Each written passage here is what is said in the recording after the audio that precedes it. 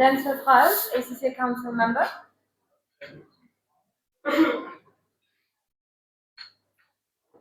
Chairperson of the ACCA Mauritius Network Panel and other panel members. Our distinguished speakers, Namita Hardwar, Anthony Longsheng, Feroze Matali, Afsa Ibrahim, our moderator, Clencia Pabu, representatives of the media, dear members, partners and guests. Good evening and a very warm welcome to this year's Post-National Budget Discussion Forum, held in collaboration with MIPA. I seize this opportunity to thank MIPA for their partnership. As he tabled the budget for fiscal year 2026-2027 last Friday, Prime Minister Dr. the Honourable Navin Chandra Ramgoolam began by sharing a few facts and data to illustrate progress made since last year towards economic recovery, building an inclusive society, and securing the future of the next generation. In the backdrop of uncertainty and unpredictability brought about, for instance, by unexpected geopolitical tensions, mounting threats of climate change, and more locally, the disruption or the disrupting impact rather of demographic shifts, the Prime Minister expressed government's ambition to ensure that Mauritius is future ready by outlining a strategy anchored on 6 pillars: leveraging AI and digitization, unleashing a startup revolution and SMEs potential, expanding and modernizing our economic space, re-engineering the major existing sectors, unleashing the potential of our blue economy, and addressing investment constraints. Moreover, the Prime Minister assured the population that the 4 guiding principles of responsibility, solidarity, economic efficiency, and social justice would remain strictly adhered to. To help us analyze the budgetary announcements, we are honored to welcome this evening 5 eminent professionals who will comment on various aspects of the national budget. Namita Hardwar, Managing Director and Co-founder of Institutional Expert Service. Feroze Matali, Head of Tax at IQEQ and Executive Director of Tax and Mauritius. Anthony Longsheng, EMA, Deputy Regional Senior Partner and Country Senior Partner, PwC Mauritius. Afsa Ibrahim, Co-founding Partner at KIC Advisory Services. And our forum moderator, Clencia Pabu, Chief Executive and Senior Partner of HLB Mauritius. ACCA and MIPA sincerely thank our moderator and speakers for kindly accepting to share their views with us this evening. Dear guests, our approach today is aimed at encouraging active interactions with the audience. After I address you, our moderator, Clency, will introduce each speaker and their intervention area and take questions before moving on to the next speaker.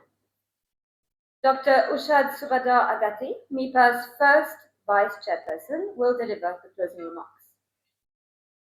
In order to avoid disruptions, I request you all to kindly switch your devices on silent mode. For those of you who haven't registered, please make sure you notify one of my team members. I would also like to point out that the media is present this evening. So if you do not wish to be photographed by the media, kindly advise one of my team members.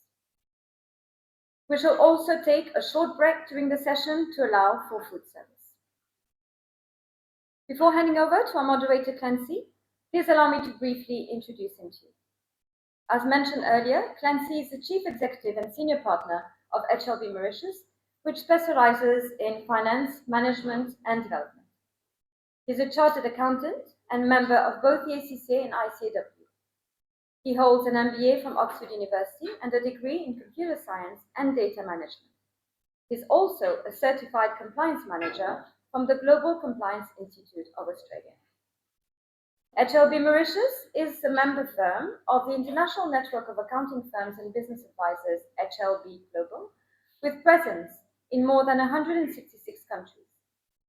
Clancy is a world leader for ESG and sustainability for this sector for HLB Global.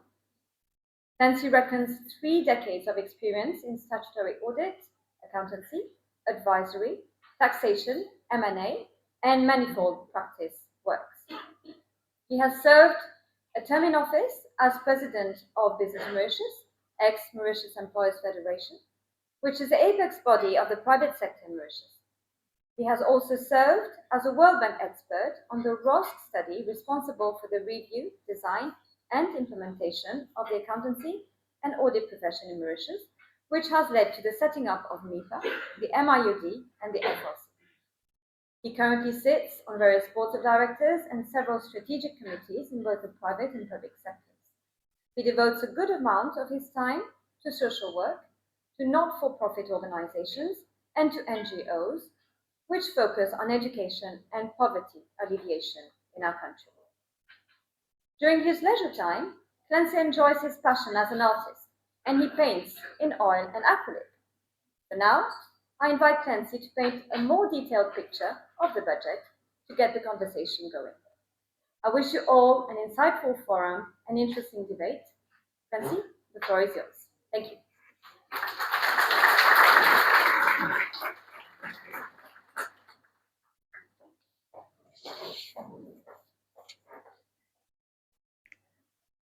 Madhvi Ramjinkar, Head of ACCA and New Market. Thank you very much for those kind words of introduction, and for ACCA's commitment to elevate the professional discourse of this type for our country. Dr. Ushad Agati, MIPA's first Vice Chairman, members of the ACCA panel, members of MIPA, distinguished guests, fellow professionals, friends, members of the media, ladies and gentlemen, all protocols observed, I wish you a very warm welcome to ACCA Budget Forum for 2026. All of you have listened to the budget speech of our Prime Minister.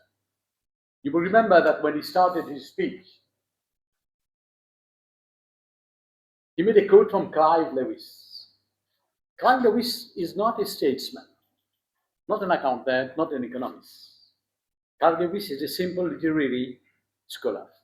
He chose the words, you can't go back and change the beginning, but you can start where you are now and change the ending.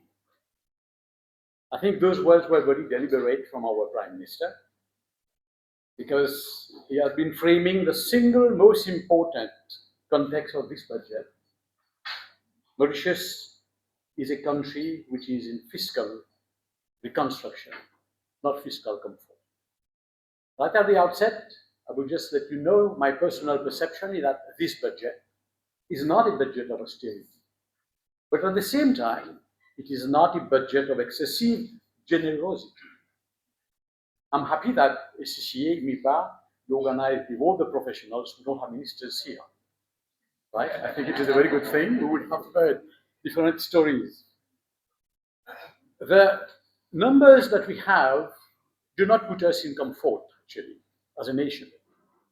With public debt of 87.8% of GDP, interest ranging up to 10.7% of government expenditure, a 6% right deficiency is all of percent of budget deficit for this year. The Shabbos receipt is not coming up, well. Pension system that has consumed nearly 25% of total public expenditure. Education, the social security, and health put together. The pension has come to the brink of insolvency. Accountants, we understand this very well. This time the finance minister has not used the word inheritance from the previous government. He has chosen a new start. He has chosen a good start, and to say that this budget will bring us to where we are now. We assess where we are now, and I'm going to bring you where we want to be. This is a budget of extraordinary ambition.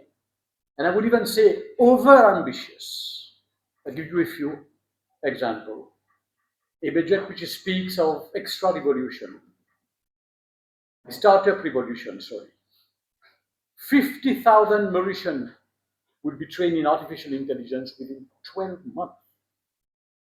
The doubling of export to USD $3 billion within the next 5 years to come. 60% of renewable energy by 2035. Because it was 2030, you know, they have just moved it to a number of years, put it to 2035.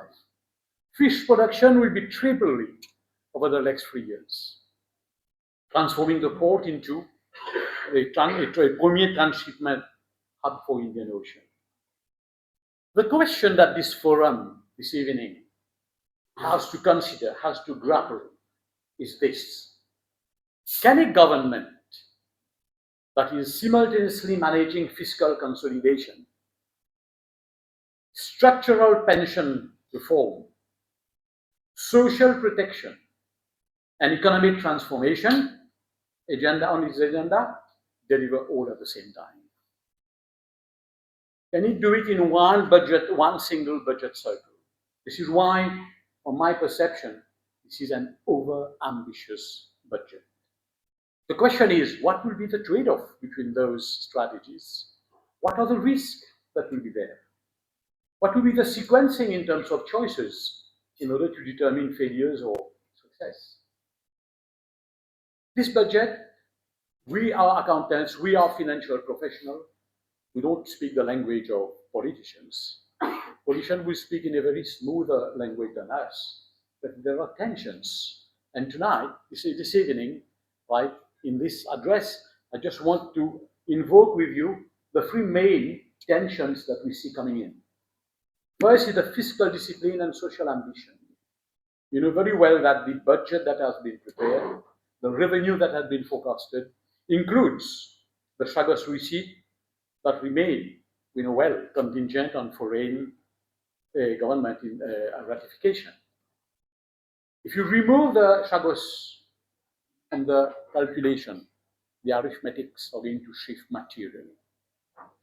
Rating agencies are watching us. If it doesn't happen, we'll have to bear what is coming forward. Second tension between legislative ambition and institutional capacity. When I read the budget, I reckoned a total of not fewer than 11 major pieces of legislation have been announced. From a startup bill, act, to a forest bill, from a banking bill, to a circular economy bill. We know well this is a challenge because legislating is easy, right? They can do it well, but implementation is a different story.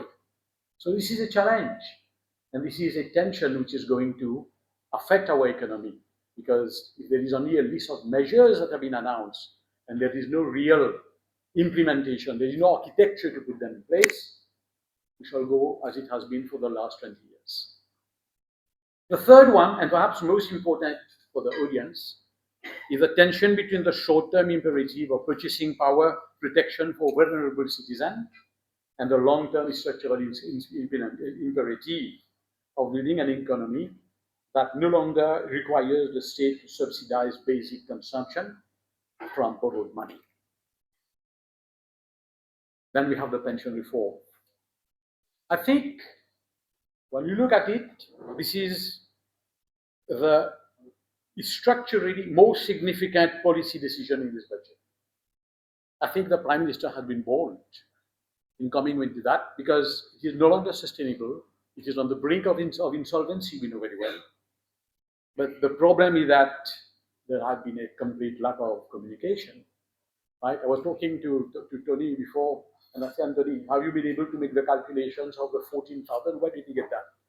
And where did he get, how do we make the mix to 50? There is no disparity. There is nothing which is explained. Right? And I think this is very common to somebody who doesn't communicate at all. But we are not here to judge. And this afternoon, our speakers, right, are going to go into those details. to examine those questions. And ACCA, right, we have assembled. I'm going to go back again. I'm going to introduce them more in details a bit later when they're going to speak. But just for now, Anthony Lunching of PwC will give us his expertise reading on the economic indicators, the consolidation of actual sectors of economy, so the different sectors, and then the credibility of new industries growth that have been announced. Namita, we are very happy this year to have a woman, right, a woman of great intelligence, an entrepreneur who is working very hard, right, and I'm going to talk a bit more on Namita a bit later. She will bring her ground level practitioner's perspective on this budget for what is SMEs, what is in for SMEs, entrepreneur, and the pursuit of genuine diversity and inclusion in our economy. Feroz Ematali from IQEQ will be our tax expert this afternoon, explain to us the tax measures and the implication of offshore and international financial center. Offshore will also touch on immigration aspect and the policy for inviting investors to come to Mauritius. And my good friend Afzar Ibrahim of Click Advisory will close when I expect to be, which I expect will be searching analysis with the lens of ESG and social indicators. A small note on this forum. I think I'm very happy and very pleased and very honored to be your moderator this afternoon. I think forum of this type is most welcome, and I congratulate the CCA for doing that. It creates a space for professional, evidence-based, non-partisan scrutiny of public policy. The government had made its choices. Our role tonight is not to cheer or to condemn. We are here to analyze, to question, to stress test, and ultimately to help our professional community and the public to understand this budget, what it means for their lives, for their businesses, and for what they will leave for the country afterwards. I ask our speakers to be direct. I ask you, audience, to be engaged, right? Put questions to our speakers so that we understand better. I ask all of us to hold ourselves out to the standard of the CCA, which has always championed professional integrity in the public interest. I now have the pleasure to introduce our first speaker. Anthony Lunching, ladies and gentlemen, needs very little introduction in professional circles, but he deserves a proper one this afternoon. Anthony, the country senior partner of PricewaterhouseCoopers Mauritius, one of the most respected figures in the professional services landscape of this country. Anthony is a chartered accountant. He's an associate of the Chartered Institute of Taxation in the UK, and he holds a master's degree in business administration. With decades of experience on the intersection of tax, economic strategy, and business advisory, Anthony has guided some of most significant corporate and public sector engagement in Mauritius' modern economic history. His relentless quest for excellence, Anthony is known for his innovative approach that challenges the status quo. We'll hear about Anthony a bit later, pushes boundaries and helps achieve growth. He's also a big supporter of work and life balance, being himself a father of three kids. They're quite tall now, a young dad. Tonight, we will examine the budget through the lens of economic indicators and new industries, asking not merely what the numbers say, but what they mean and what they depend upon, and whether the strategic bets in the budget makes it calibrated correctly around with the global economic environment that we have. Anthony, the floor is yours.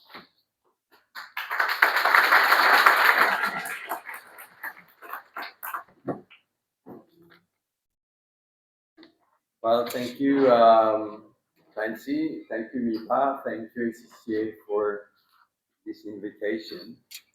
It's a pleasure to be here and delighted to share some of my thoughts today.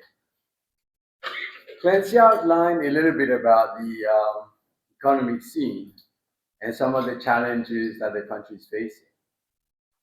And the danger in analyzing a budget is the tendency to maybe focus on individual measures, focus on maybe tax changes, focus on infrastructure projects, focus on incentives, focus on allocations.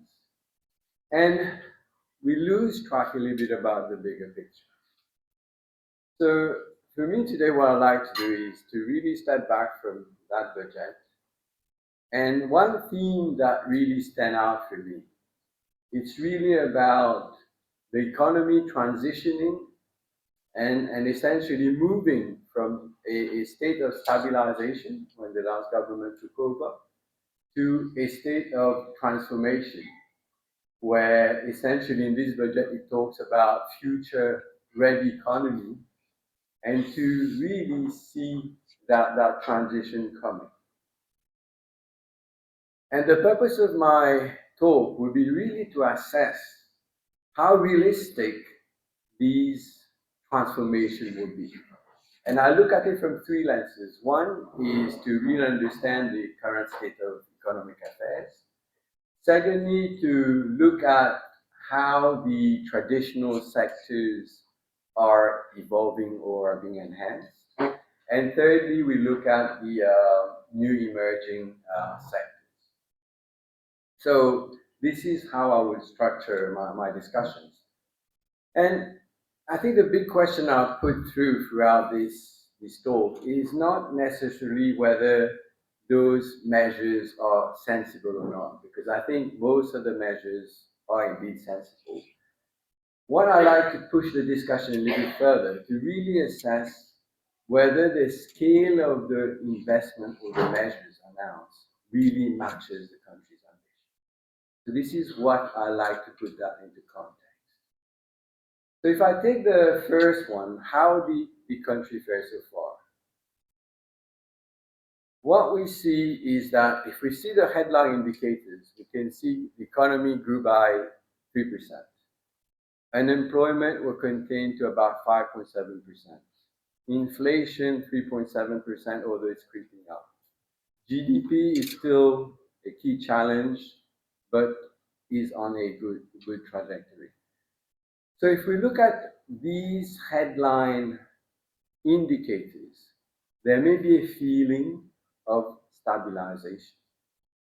But if we look a little bit deeper, what we can see is that the economy is growing, but at a slower pace. So the economy is projected to grow at 3% compared to 3.7%, which was initially anticipated.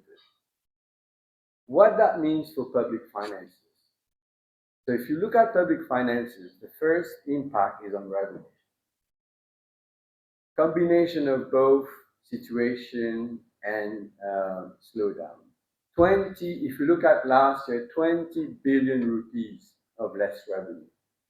10 billion resulting in lower taxation, and another 10 billion resulting from the Chagos money not coming in.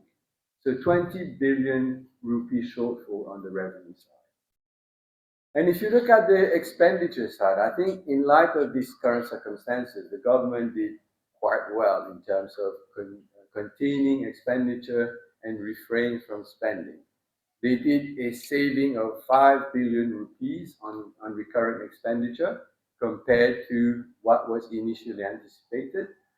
And what we also saw on the expenditure side, on the capital side, is that the capital budget, in terms of actual implementation, actually faced delays as well. So what that means is there's been a shortfall or a delay in 6 billion rupee spending. So that also resulted in a saving. So combined together, there's been 20 billion of revenue shortfall, but there's also been 11 billion of savings in terms of expenditure.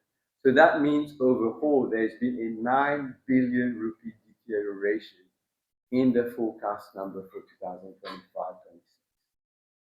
So as a result of this, the budget deficit increased from 37 billion rupees anticipated to 46 billion rupees. This is roughly 6% of GDP. While it's still concerning, but I think the sense you need to get is the year prior to that, the budget deficit as a percentage of GDP was 9%.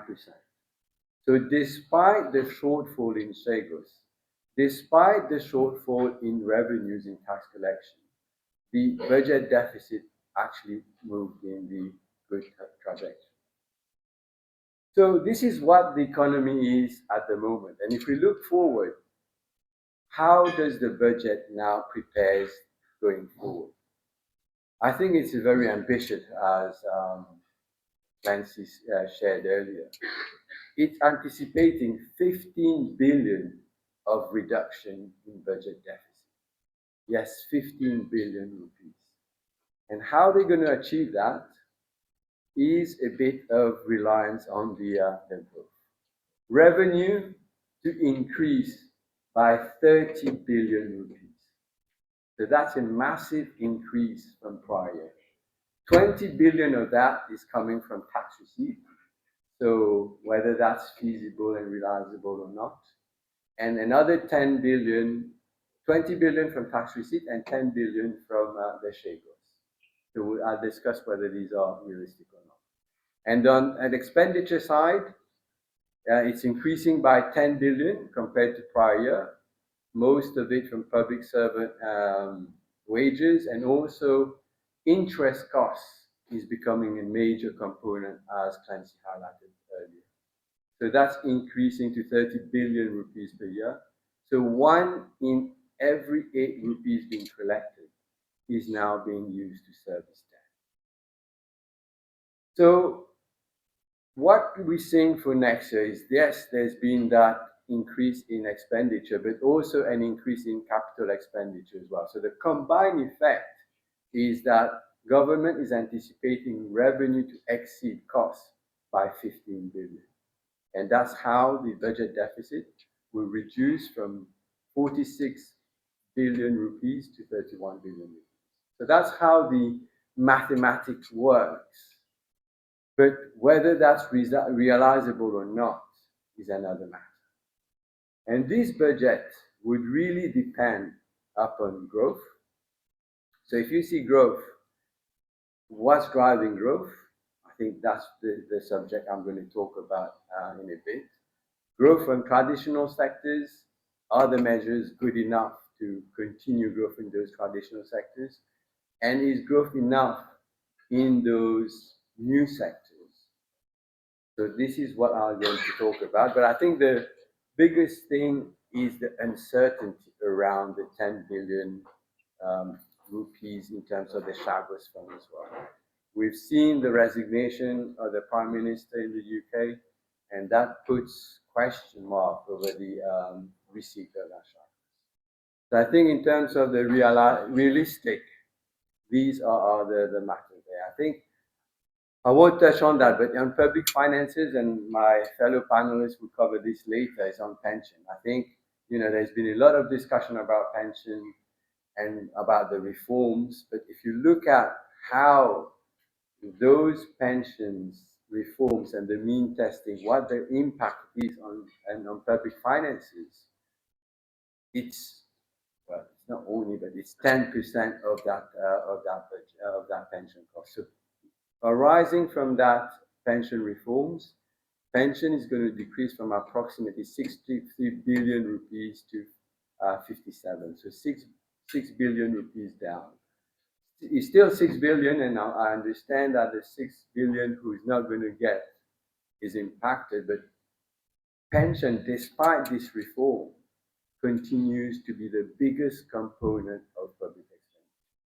So I think as Clancy highlighted, pension is something which is unsustainable. I understand those who is not going to get it are obviously grieved, but I think there's something we need to look at that. I won't go too much. I'll let Afzal later talk about that. So the next phase for me is talking about transformation of the traditional economies.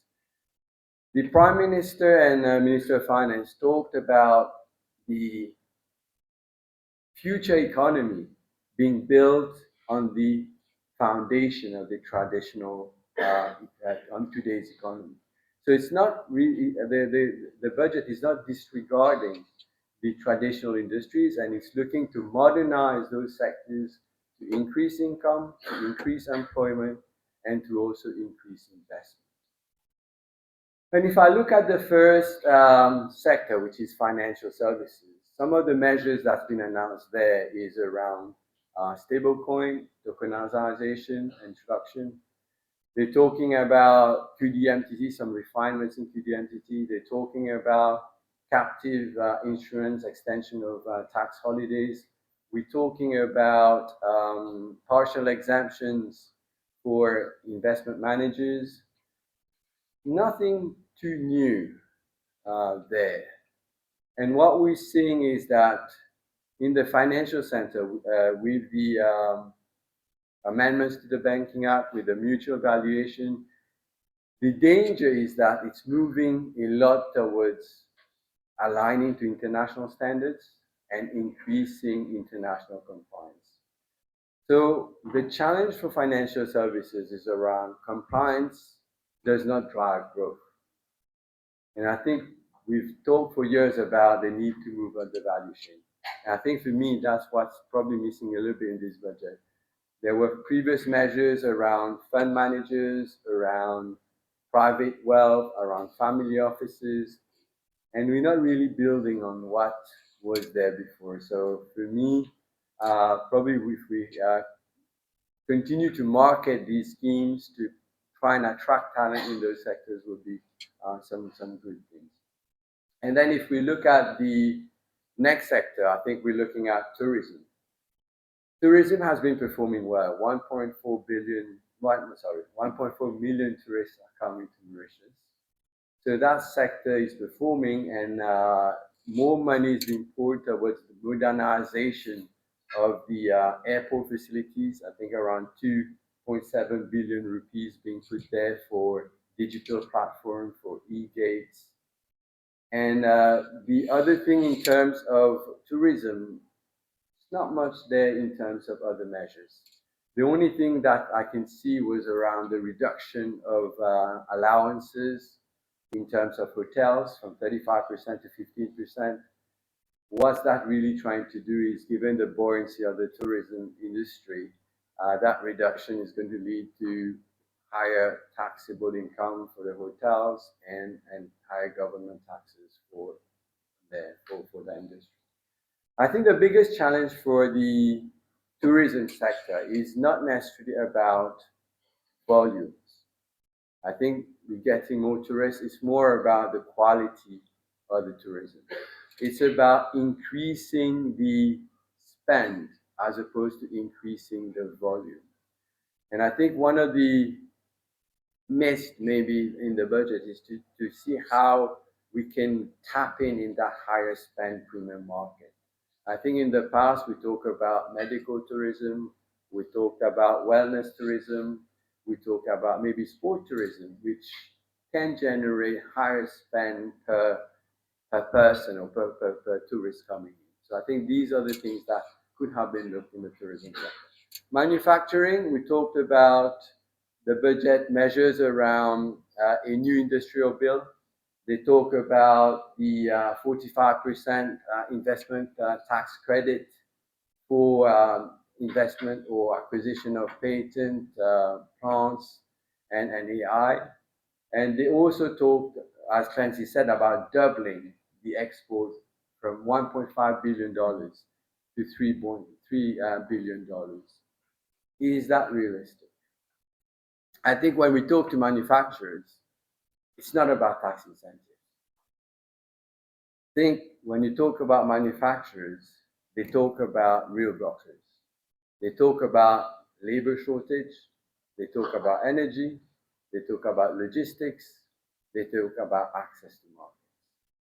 So in my mind, if we want to achieve those targets of doubling exports, it's really going to be about increasing competitiveness around those sectors, increasing and tackling the bottlenecks around labor, around logistics, and some of these challenges.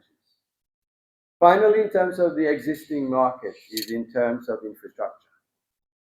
I think in this budget, they talk about it, but you don't really see it as a prominent. But construction, which has been in contraction since 2025, 5% contraction in 2025, contraction in 2026, and they're expecting 9% increase or growth in construction industry for 2027.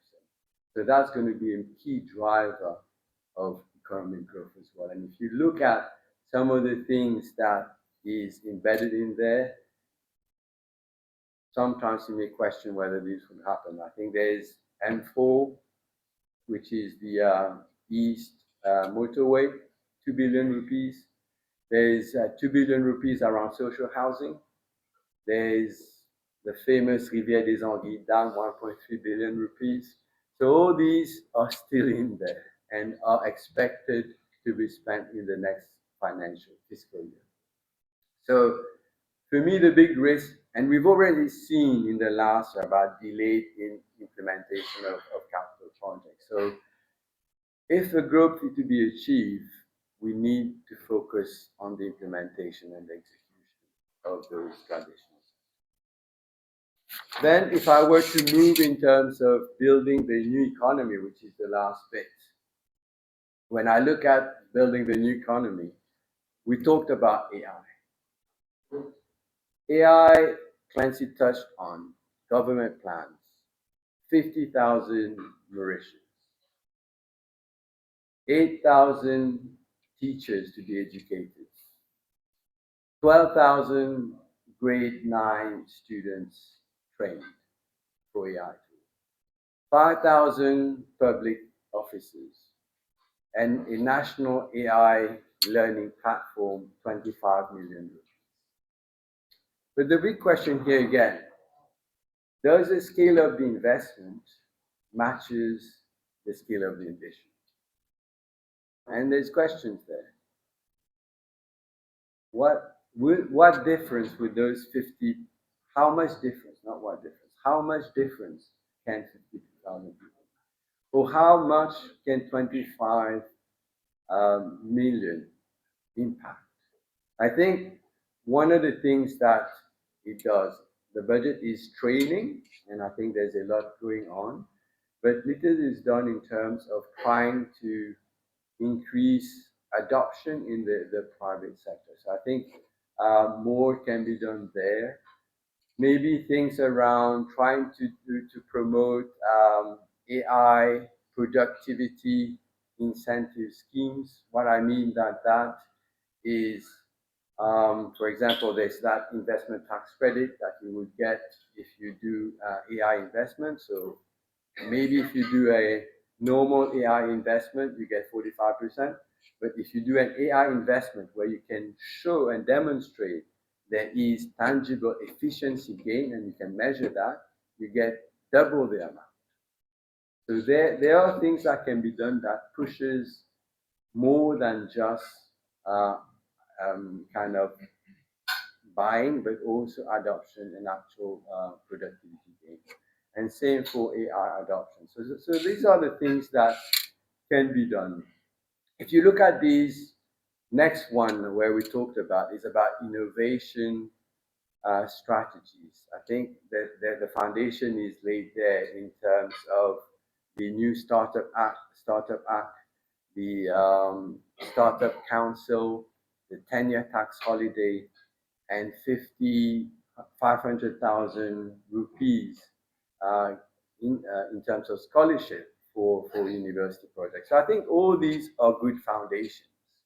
And I think what we should also be looking at is not only looking at promoting startup locally, but to see how we can attract international startups to come here. And I think one of the things is that tax incentive alone for startup is not enough. When you look at what startups are looking for is access to capital and access to markets. So I think if we can enhance some of these things by trying to promote framework for venture capitalists or do things public-private partnership with and co-invest private and government and create funds to invest in startups, that can also help to boost that startup revolution.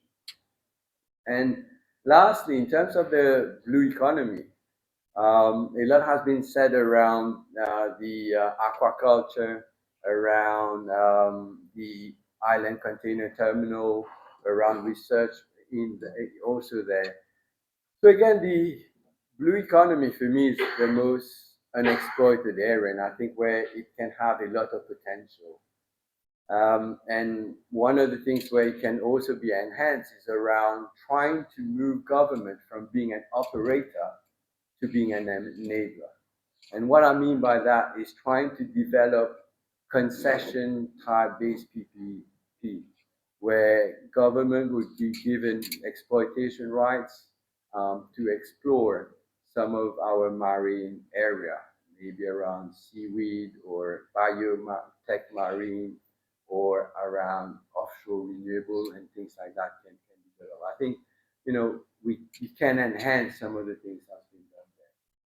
So overall, I think the budget lays the foundation, and there's a lot of measures there that can help the country, steer the country for growth.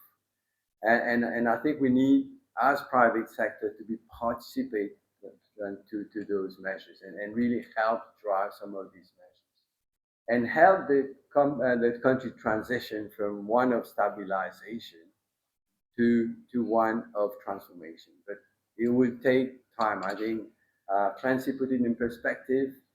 It's not a one-year plan. It's more through cycles. So I think overall scale and ambition, I think there's a lot of ambition, but the big risk for me lies in actually ensuring that the execution is done. Thank you.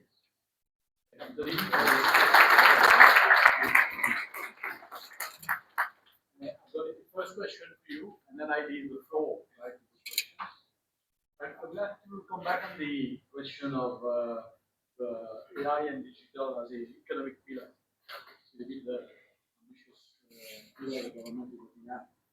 Budget commits 50,000 positions in AI within 12 months. Positions as a base for AI and cloud services for the innovation and Saleh region. Is there sufficient, in your perspective, is there sufficient private sector demand and investment readiness to absorb this supply side push, or do we risk creating a skills pipeline that outpaces actual market absorption?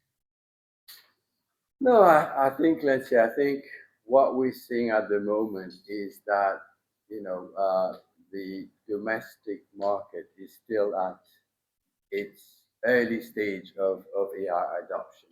I think when we've been talking, let's say as PwC, we carry out a PwC CEO survey. And what we see there is that the larger companies are probably more tech or digitally enabled and enabled to take advantage of AI. In the smaller space, what we're seeing, they are still in the digitalization mode. They are still facing cost challenges in terms of trying to, let's say, adopt some of the AI in terms of cost. So there's a disparity between what's happening in the bigger companies and groups to the smaller SME side as well. So what I'm seeing is that the market is not yet ready to absorb the whole 50,000 like AI train. But I think what the market doesn't need is 50,000 AI experts. I don't think we need that. What it needs is 50,000 workers who can adopt AI tools and make effective use of this AI. So I think that's where we need to not create academicians or people who can learn in the theory, but to upskill the workers, our workforce, to be able to use AI tools. I think that's where we'll see more impact in terms of adoption and in terms of productivity. Thank you. Yes, audience, floor is open to you. If you have any question, Anthony.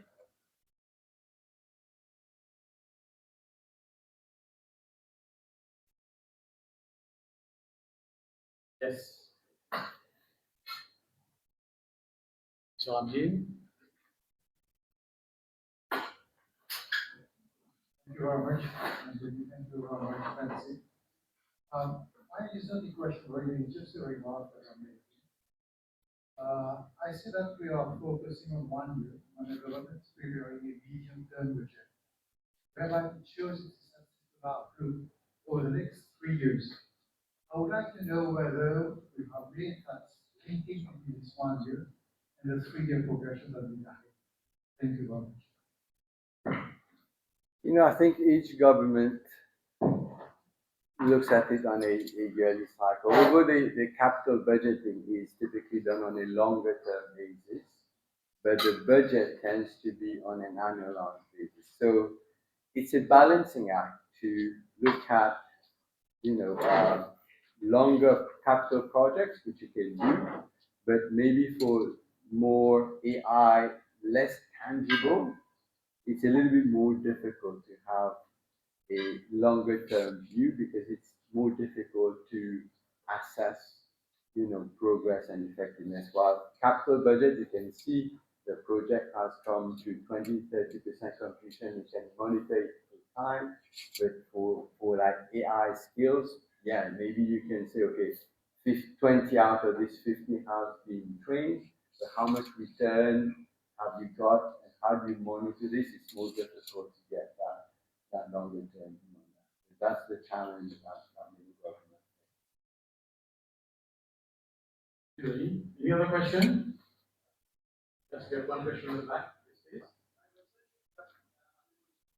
In the budget we have debated before, there are two fundamental components that we're working on.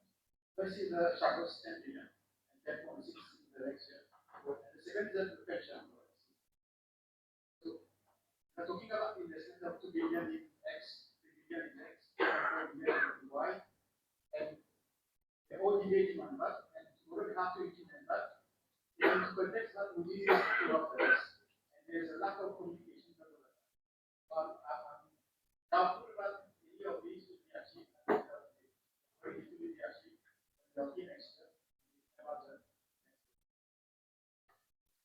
Yeah, I think when I was talking to some of my panelists before, I think the big unknown at the moment is about the pension reforms. But as I said, even without the pension reforms, the amount there would be a 6 billion rupee change. And with the Chagos, we can quantify. And actually, what the budget shows, it shows the financials with and without the Chagos money as well. So there is an element of transparency around that. But I agree in terms of some of these other numbers, in terms of the pension, it's a little bit less visible at the moment. Okay. Anthony, thank you very much. I would like you to make a big round of applause for Anthony, please.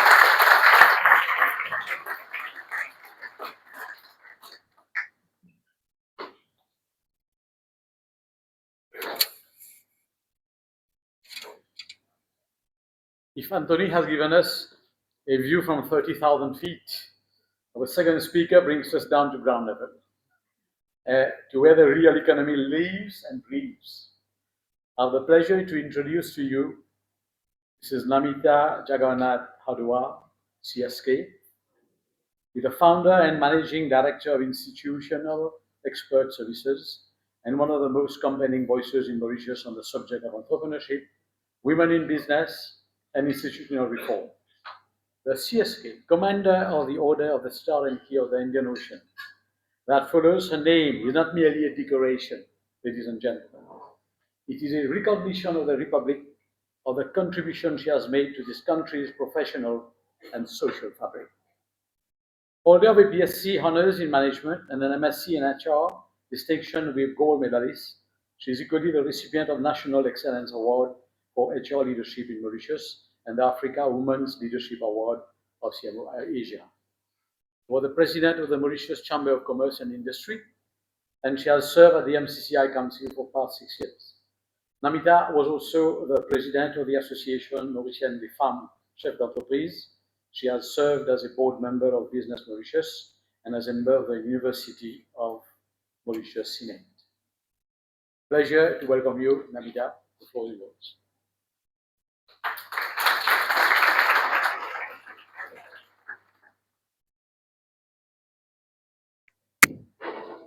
Thank you, Francie. So good evening, everyone. First of all, I'd like to say a big thank you to MIPA and to ACCA for having me tonight. And thank you for sparing your time to come and listen to different panelists. So my main focus today, like you have seen, is about entrepreneurship, it's about SMEs, and also the whole issue of DEI, right? I would like to take a bit different perspective insofar as my intervention today is concerned. I'd like to start by asking you a question. The question for all of us tonight is, what is Mauritius' greatest untapped resource? Just think about it for 30 seconds in view of the time limit, or else I will have given you some more minutes. Is it our tax regime? Is it our infrastructure? Is it our geography? Or is it our institutions? Let's think about it. For me, it is clear. The most untapped potential is our people. I will explain. Let's touch about it a bit earlier. So Clancy. What about the entrepreneur who's got an idea? What about the SME, which is trying to grow? What about the woman who's inspiring to lead? What about the young person who is seeking an opportunity, but is feeling unheard, is feeling blocked? So the question that we need to ask ourselves is, are we creating the right environment where the potential can flourish? So, like you've seen in the budget, I won't come back to all the measures which has been already spoken about by our previous colleagues, but we see in this budget a number of measures which relate to entrepreneurship, to SMEs, and to inclusion, which is a good thing. I think we need to commend those measures. However, rather than focusing on individual measures which have been earmarked in the budget, I'd like to focus on a bigger question. How do we unlock the potential of Mauritius? For me, that's the main key point for today, for my address.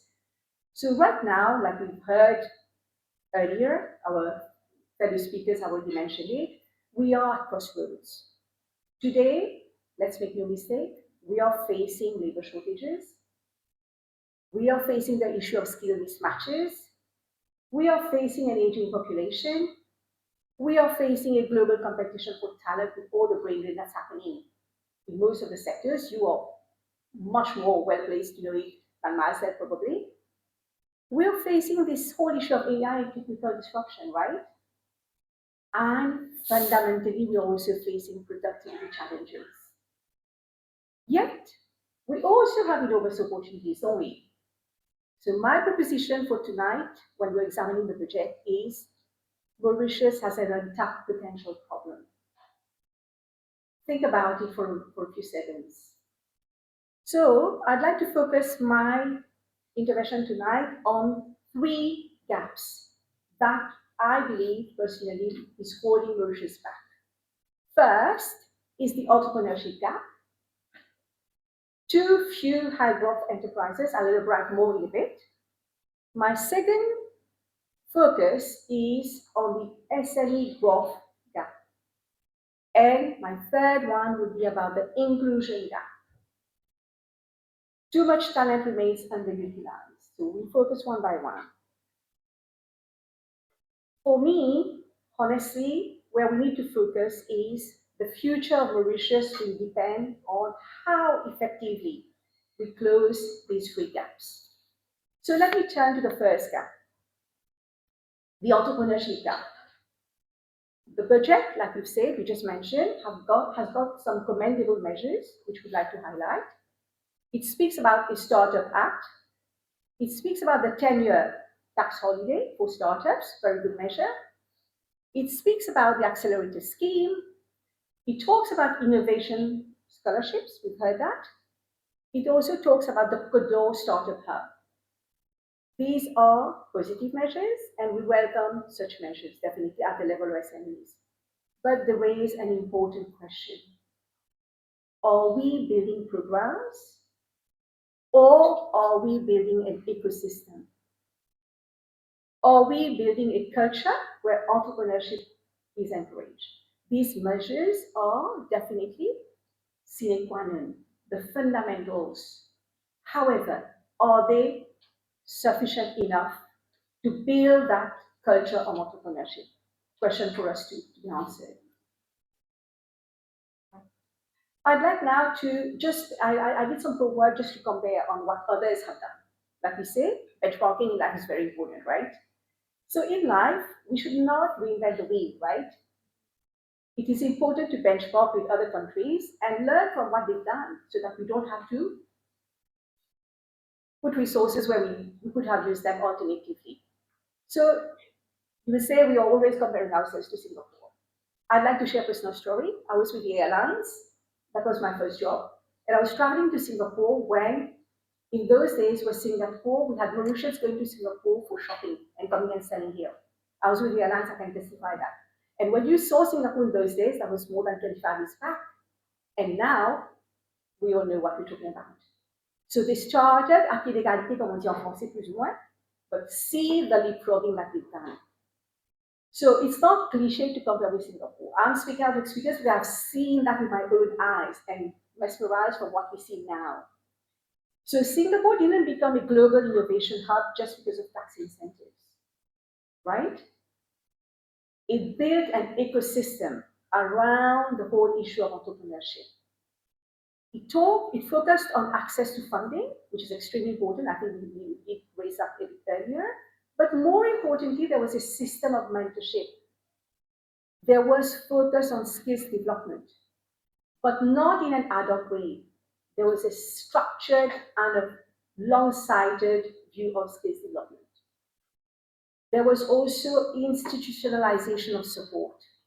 That's very important. It's not like, ad hoc measures. And more importantly, there was also public and private partnerships. So that's very, very important that we focus on that. So what we know about Singapore's secret is that it made the whole issue of entrepreneurship easier in the real sense of the word. It reduced friction, it reduced blockages, it connected entrepreneurs to opportunities. So what is the lesson for Mauritius? It is much, much easier to start a business, I speak out of experience, than to scale a business. So the more we make this scalable step easier for entrepreneurs, the more we will see entrepreneurs emerging. So we need also to look at this project from this perspective. I'll talk a bit about SMEs in a bit, about the SME Act, which is going to come in the future, at least what has been énoncé dans le budget, comme on dit. So a second benchmark which I'd like to take for tonight is about Estonia. We're talking about digitalization. We're talking about AI. We're talking about all this issue of leveraging on technology.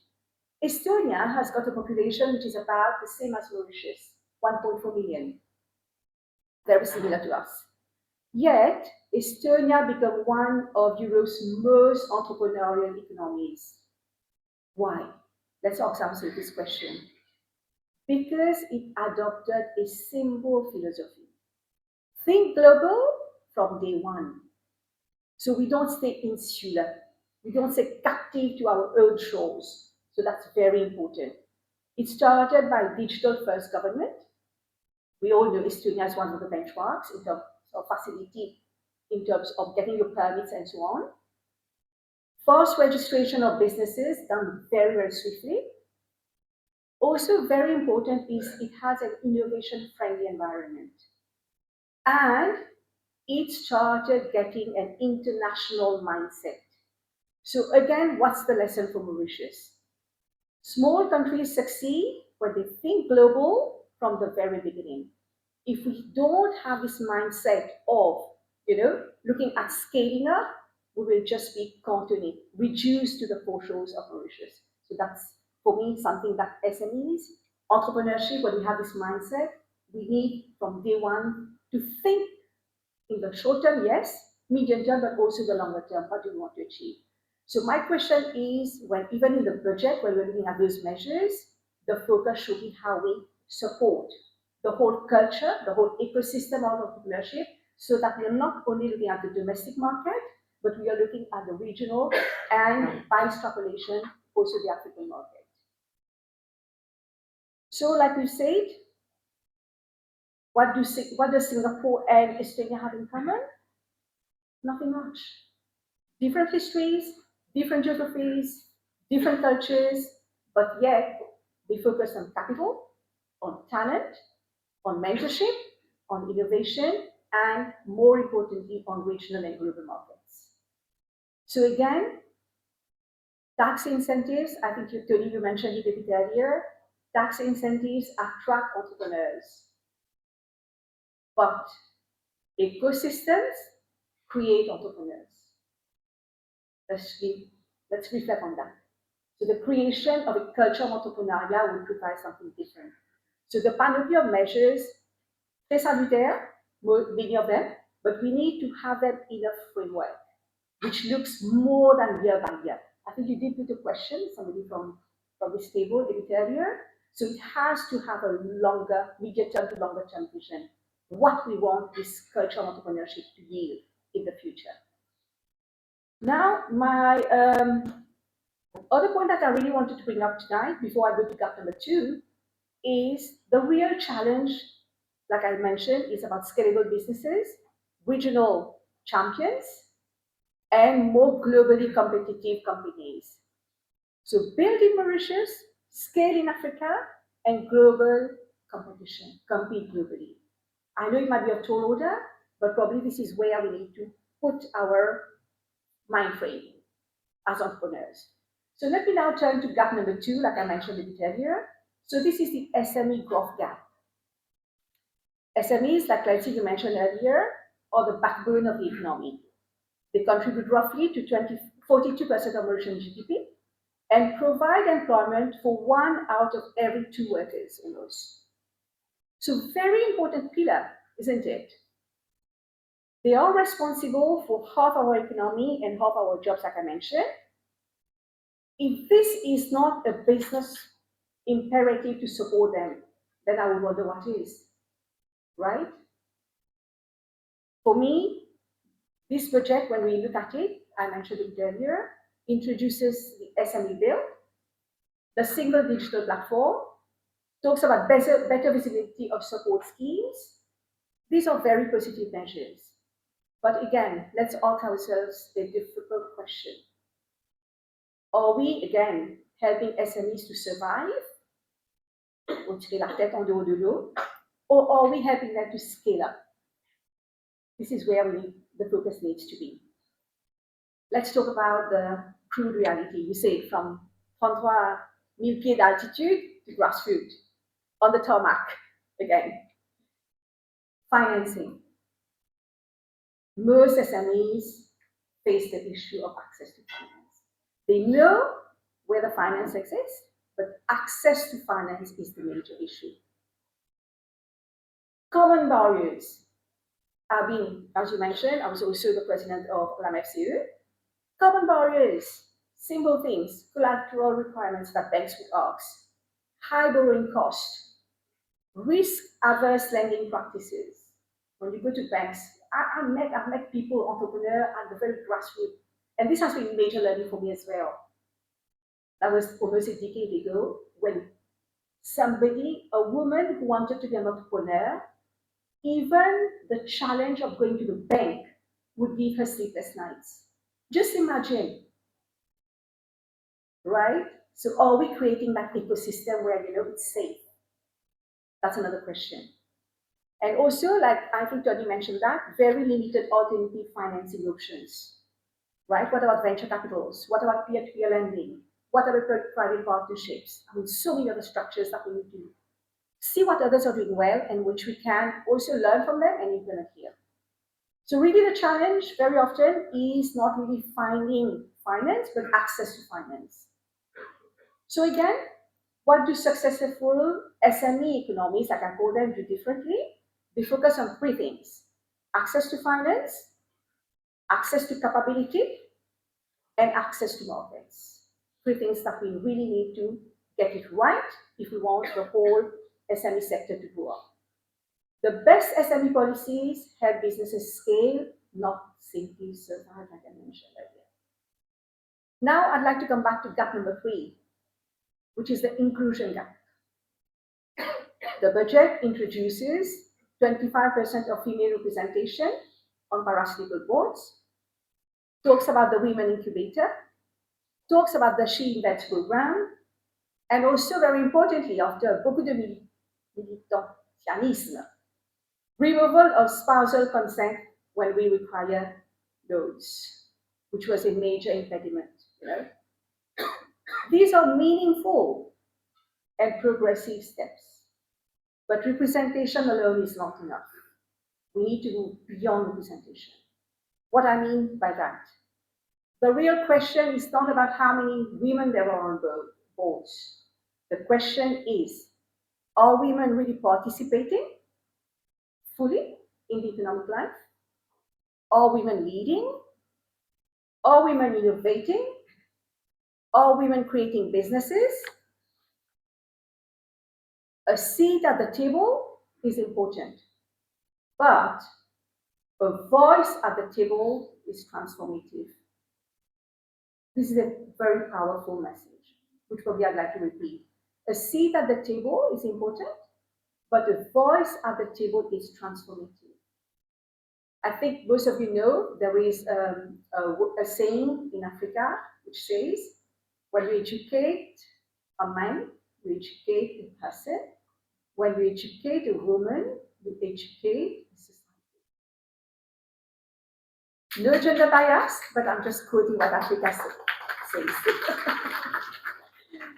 So the fundamental question again is, why does inclusion matter? This is not simply a social issue, it's an economic imperative. Mauritius is facing, like I mentioned, labor shortages, skill shortages, demographic pressures, aging population, declining birth rate. So the critical question which comes to mind is, can we afford to underutilize talent? We certainly cannot become a high-income economy while underutilizing half of our talent pool, which are women. So I'd like also now to turn to another segment of my presentation today, is about the forgotten conversation. What do I mean by that? It's all about skills and dignity. The Prime Minister described vocational education as a moral imperative. I believe he's perfectly right. But the challenge is not about qualifications. The challenge is about perception. For too long, we have been equating academic pathway is equal to success. Vocational pathway, second, third, fourth, fifth choice. If we have not succeeded academically, then only we would adopt a vocational pathway. So the narrative needs to change. Parents need to change their mindset. Employers need to reward skills. Society in general needs to celebrate skills. So really, it is a shortage of prestige. The recognition of event, like we say, very important. So for me, the issue is in the future, when a parent is proud to say, my child is a chief technician, as proud to say this as to say my child is a university graduate. This is the day we will say that we've succeeded in our Tibet story. Now, for me, the 3 challenges that I would like to mention, first is we need to build ecosystems, not just programs. We need to help SMEs scale, not just survive. We need to unlock talent and not just talk about inclusion.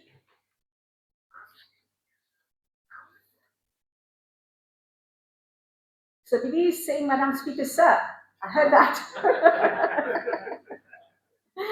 So let's come back to my point. Before I close on that final reflection, the success of this project will not be measured by the number of measures announced, not by the number of schemes launched, not by the number of committees established.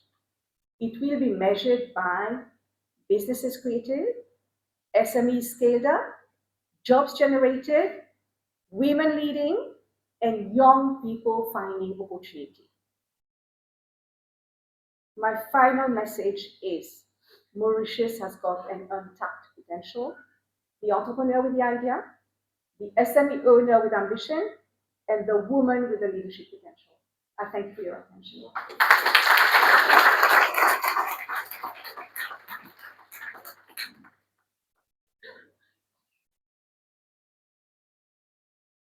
Thank you very much. Very inspiring talk, and you know, you shared with us your leadership qualities, and really you have brought us down to earth. Right? Thank you very much. So you have any question about the simple question first? Yeah. A delicate question. I would like different types of thoughts coming out of that. I'd like to say that. I'd like to see your perspective on that. The budget provides for new leaves entitlement to women, namely extension of maternity leave to 12 months, paternity leave from 4 to 6 weeks, menstrual leave for 1 day per month. What are your views on those leave? Do you think that it will become a serious threat to the employment of women generally? Tricky question, like you say. Okay, thank you, Clancy. I think it's a very important question because I've also been hearing, many of my colleagues speaking by other entrepreneurs as well. I'd like to take a different lens to this issue. Right now, we just mentioned, Mauritius is facing a major problem of talent shortage.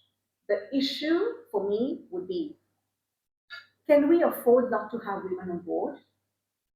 Not on boards, on board the whole economic agenda. I reverse the question. So can we afford to exclude women from the economic agenda? I think the answer is clear, right? You also mentioned that it's also addressed introduce paternity leave, which has been extended to 6 weeks. I think this gives also balance in the sense like, child, catering for children now is a balance between both women and men, father and mother. I won't say in equal dimensions, but at least men also can cater for, taking care of the children. That's the first answer. However, let's come back to Brown again. In real terms, I know of personally many of my other colleagues who have women-led enterprises. And it will create, to be practical, it might create an issue for them. So this is why, for me, if you were to ask me, my real and honest answer to this particular challenge is that we need to sit down.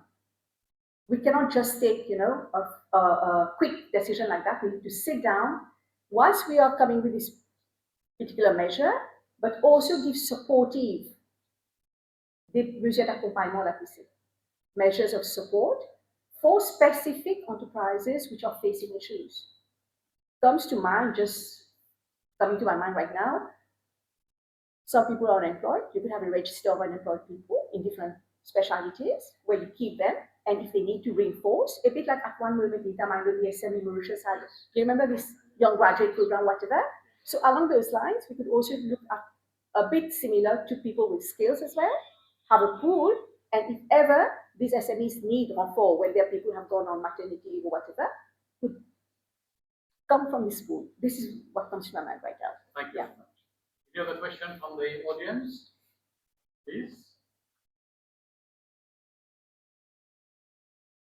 Okay. So please, a big round of applause for Anita Rose. Thank you.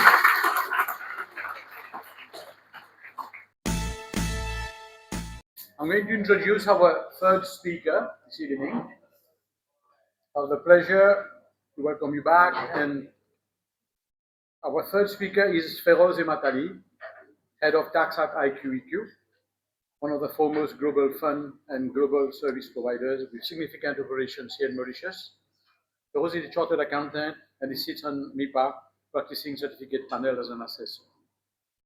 Feroz is one of the most technically accomplished tax practitioners in the jurisdiction, in a country where the international financial center contributes enormously to GDP, employment, and foreign exchange earnings.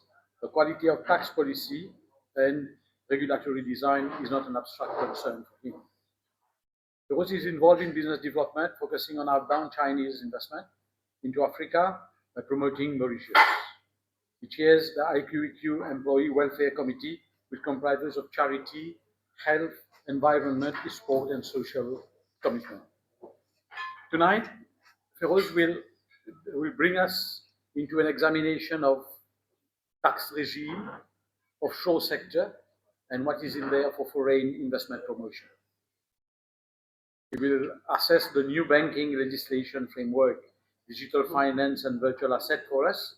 We know that the SAMLAG readiness is on the agenda and that there is an implication of 35% right income tax ban for the countries which can endanger the country's competitiveness as a domiciled international talent and capital.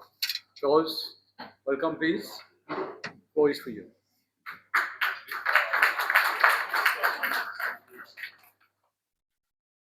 Thank you, Clancy. Well, talking about tax after dinner, probably I'm not sure how much I'm going to get your attention, but as you know, budget is debit and credit, and the revenue is tax. And when you look at the expected revenue of 235 billion, about 200 billion is tax revenue, and former speakers mentioned unlikely we're going to get the Chagos revenue now, so the pressure is on. So I'm here to cover the tax measures mainly. I'll start by the fair share contribution for individual. When we look at the tax rate, when the government came in the election, they introduced a fair share contribution of 15% for individual over the 20% income tax rate. The fair share contribution was supposed to be temporary. And one other thing is when I meet new clients and some of them thinking about relocating to Mauritius, especially in this geopolitical climate where we had the war in the Middle East. I met one of the guys, he's Indian, and he lives in Dubai. And he was talking to me, he said, you know, Dubai has intercepted over 3,000 drones, and he was thinking of coming to Mauritius because Mauritius is quite far from all this war. And he was asking me, how much tax am I going to pay? And I said, well, over the next 2 years, maybe 35%, and after that, we'll come back to 20. And that was before the budget. He said to me, 35, I'd rather keep my money in India. But the same guy, if I meet him today, I'm going to say to him, you know what, 35 is a bit permanent now. So I'm not sure how attractive this is going to be to foreign investors. But one thing which the removal of FSC did was good was the double taxation of local dividends. Under the FSC, local dividend was also taxed. Now the 35% is on chargeable income, which exclude dividends. So when you look at Mauritius as an IFC, we're trying to attract foreign investors coming and live in Mauritius, foreign talents relocating to Mauritius. We compare ourselves, we talk about Singapore, we talk about Dubai. Singapore has a progressive income tax rate, and the highest rate is 24%. We all know Dubai has no personal tax. And now Mauritius, we're officially in the high tax bracket. So most of us here probably, we're not going to be affected by the 35%, very few. But I think it's the image that Mauritius creates.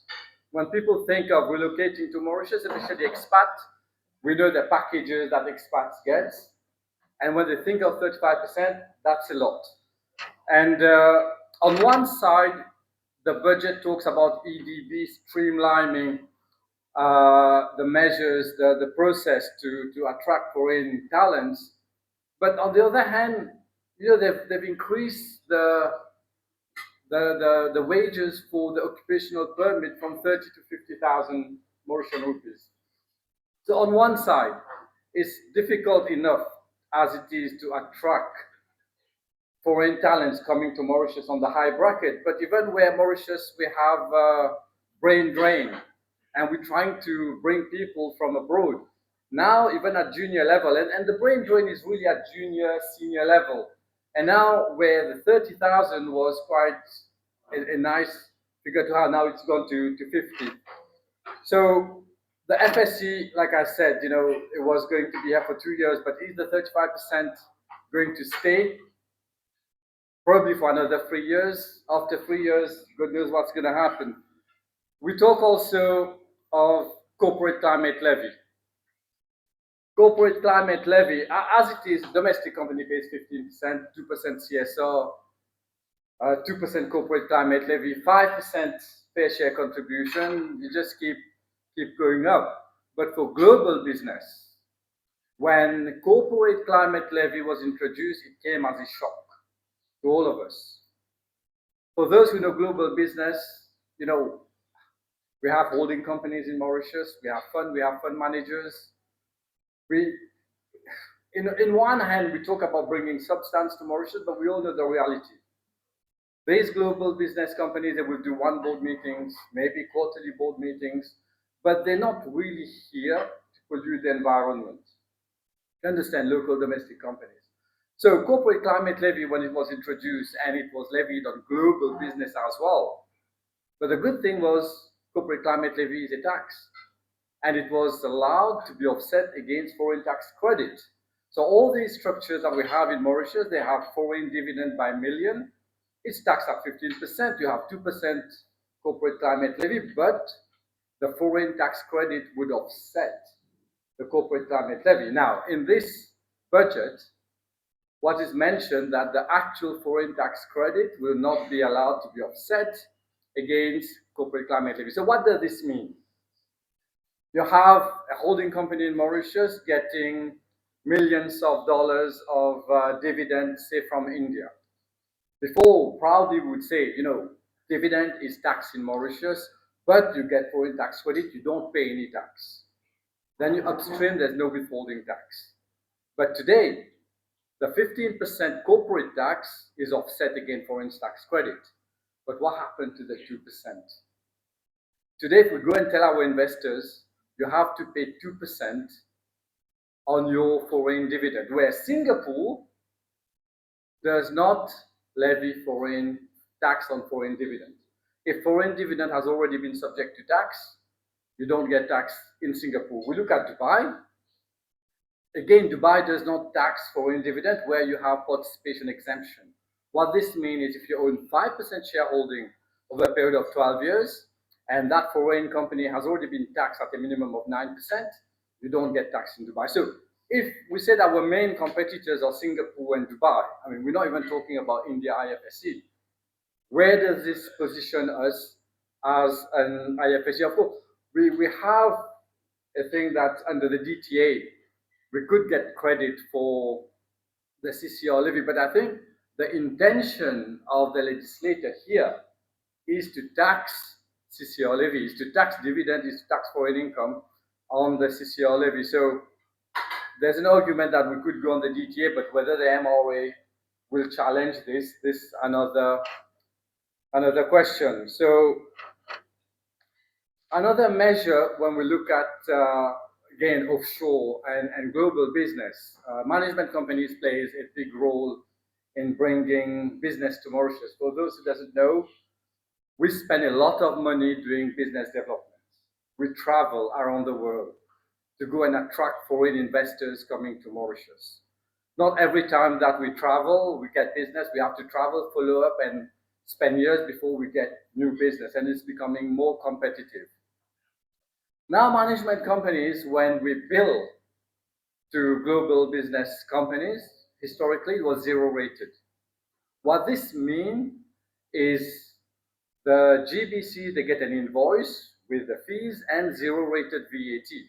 But for the management company, they can actually recover the input VAT. And most management companies, they would pay for rental, advisors' fees, auditors' fee, and all that. But these, they could actually get a refund from the MRA because we don't do taxable, we don't do standard rate of supply. So we get a refund from the MRA. Now, all these management companies here in the room, they would know going forward, we cannot claim a refund because now supply to GBC become exempt. When it become exempt, we can't claim that refund. So all these input VAT now that we can't claim become a cost to us. So the big question is, what do we do? Do we pass on these costs to the client? Do we absorb these costs? And many of these management companies today now, we owned by private equity. And you know what's private equity? They need to see profit, they need to see EBITDA, and they need to get their dividend. So in a market where we are already very competitive, pass on more costs to clients is very challenging. Not to mention, we've got the increase in tax residency certificate, for instance, from $200 to $500. That's 2.5 times. For funds, from $1,000 to $2,000. Drastic change. So when you talk to clients, and no discrimination, especially when you talk to Indian clients, they've been telling us they've been in Mauritius for 10 years, 20 years, and what they see constantly is an increase of costs. But just on the TRC, just to give you an example, I have an Indian client, and he was expecting a dividend from India. And he called me, said to me, Feroz, I need that TRC in his personal name very quickly because I'm expecting that dividend anytime. So we made an application for TLC to the MRA. We had to follow up. Eventually, the guys at the MRA said to us, we were waiting a report from the PIO. Once we get that report, we'll process the TLC. At the same time, I had a client, another Indian client who came from Dubai and invited me for breakfast. And this is the guy who wanted to move to Mauritius. So I was talking to him, and we talked about TLC. He said to me, Feroz, in Dubai, I made the application online to the FTA. FTA is the equivalent of MRA. The system of the FTA is connected to the immigration office of UAE. So as soon as he made the application, within seconds, the two systems connect. The FTA get that information that this guy been in the UAE for over 183 days. He makes the payment, within minutes, the TRC is ready for him to download, and he gets his TRC. So from the minute he makes his application to him getting the TRC, if he's fulfilled the number of days requirement, is within minutes. So it's fine to increase the fees as long as the service follows. I think one of the feedback that we get from investors on the terms of global business is constant red tape and all that. So if we are positioning Mauritius to compete with this jurisdiction, we talk a lot about AI, digitalization in the budget, but we should be able to show the investors the quickness of the service in terms of whether it's licensing, TLC, or anything like that. The other thing I think it's important as well, we talk about the budget, talk about taxing foreign companies on ICT. When you look at the rate of corporate tax itself, it hasn't increased. VAT hasn't increased. VAT is the main component when we look at the revenue for the government. VAT hasn't increased. What the government is trying to do, they're broadening their tax base. And one of them is the taxing of non-resident companies providing ITC to Mauritius customers. Now, this is a bit contradictory. When you look at the principle of taxation, if you have a foreign company, they will be taxed in Mauritius to the extent they create a taxable presence. If you're conducting business in Mauritius, you will be taxed in Mauritius. If you're not conducting business in Mauritius, you can there's always DTA as well that come into play. Now, if we have all these non-resident service providers providing ICT services to Mauritian company, and they have to pay tax. They have to pay tax, they have to comply with compliance requirement. There's already an introduction of 1% TDS, but again, the TDS is just a mechanism to collect tax for these foreign companies. I think what's going to happen? They're not going to stop providing ICT services to Mauritius customers, but are they going to pass on that tax cost to the Mauritius customers? I think that's something that we need to talk about. The other thing, again, when we talk about offshore, there's the introduction, what we call the global minimum tax, Pillar 2. Many of you who works in tax will know Mauritius, we've adopted what we call the qualifying domestic minimum tax. Now, what is all this about? If you have a multinational enterprises, a big group, they have a company in Mauritius, and that group has a consolidated turnover in excess of 750 million euros. Now that resident company, they fall into qualifying domestic minimum tax, where they said that every country should have a minimum tax of 15%. Now, when this was introduced, Mauritius, we rushed into adopting this legislation. Was there a real need? I'm not sure. Were we worried that if we don't adopt QDMTT SARS, which is a South African Revenue Service, they're going to collect the top-up tax, which Mauritius was supposed to get? That's another question.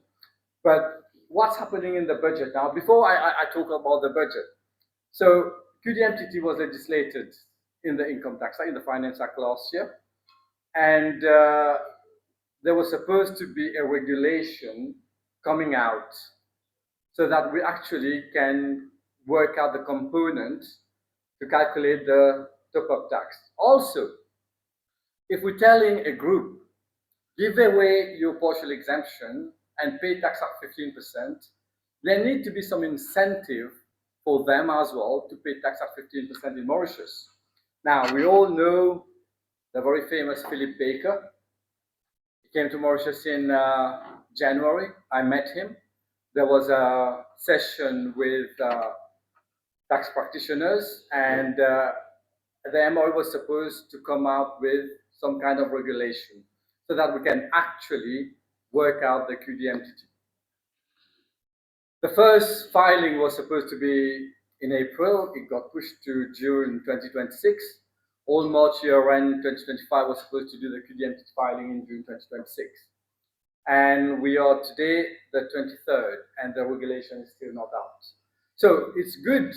In the budget, they've announced that I think investment fund is going to be exempt and all that, but I think the mechanism of working QDMTT, but I think the most important thing here is what message do we give to our investors? First, the investors were notified we are adopting global minimum tax, but today, when the investors are doing their tax planning around the globe, I've been talking to multinational groups where they have business in the US, in China, and everywhere, and they have started doing their tax planning, and they said to me, do we have safe harbor rules in Mauritius? And I'm like, I don't know, because the regulation is not out. So I think the government has to focus on what's important as well, and try to bring more certainty in terms of QDMTT. On the other hand, I think when I look at global business, there's a very good news. Before, if you sit as a local director, there's a requirement for global business license company to have 2 local directors. And sometimes we have global business companies where they have expat moving to Mauritius, and they sit on the board as local director because they are local by virtue of staying in Mauritius. But most of these holding companies, many of these GBC, they don't have people in Mauritius. So we have people working for management companies. They sit as non-executive on the board of this GBC because we have a requirement by law. And also because they have to do it because it's part of their job. But what happened is, because of the provision of the law, if the company has unpaid tax, the MRA can come after the local director. We've seen this in the case of Avago, where the MRA froze the bank accounts of local directors. We've seen where even Indian tax authorities can come after local directors. So I think there has been a lot of representation made. And now in this budget, what the government's saying is that the liability for unpaid tax will be limited only to executive directors. So there's still some fine tuning to do on the wordings, but I think this is a much welcome measures. Now, as a tax practitioner, I think one of the things that I've always welcomed year on year, and I've been telling my clients as well, you've got a penalty, you've got interest, don't worry about it, there's going to be tax. Tax area settlement scheme. It's been going on year on year. In this year's budget, there was no mention about tax. So I think that's going to be a bit of a concern. Those who, probably have a tax assessment where there's probably extra tax, where you could have applied for a waiver under the tax area settlement scheme. Now I think this is not going to be in this year's. But what the government's saying is we might have a compliance agreement where if you be more transparent with the MRA, then you can work together to get into a compliance agreement. But then the other thing is, do I lose my right to appeal? We all know the way the MRA work. They issue an assessment, you have 28 days to object. It goes to the objection unit, you have 4 months, they analyze your objection, and then it goes to the review tribunal. But with the compliance agreement, it is a more proactive way to working with the MRA, but whether you have the right of appeal if, later on there's a change in law, there's a new case law. We all know about the case of RTO, for instance. It might change many things. So I think we'll see how this goes. There's one thing in the budget, I think it affects every one of us here.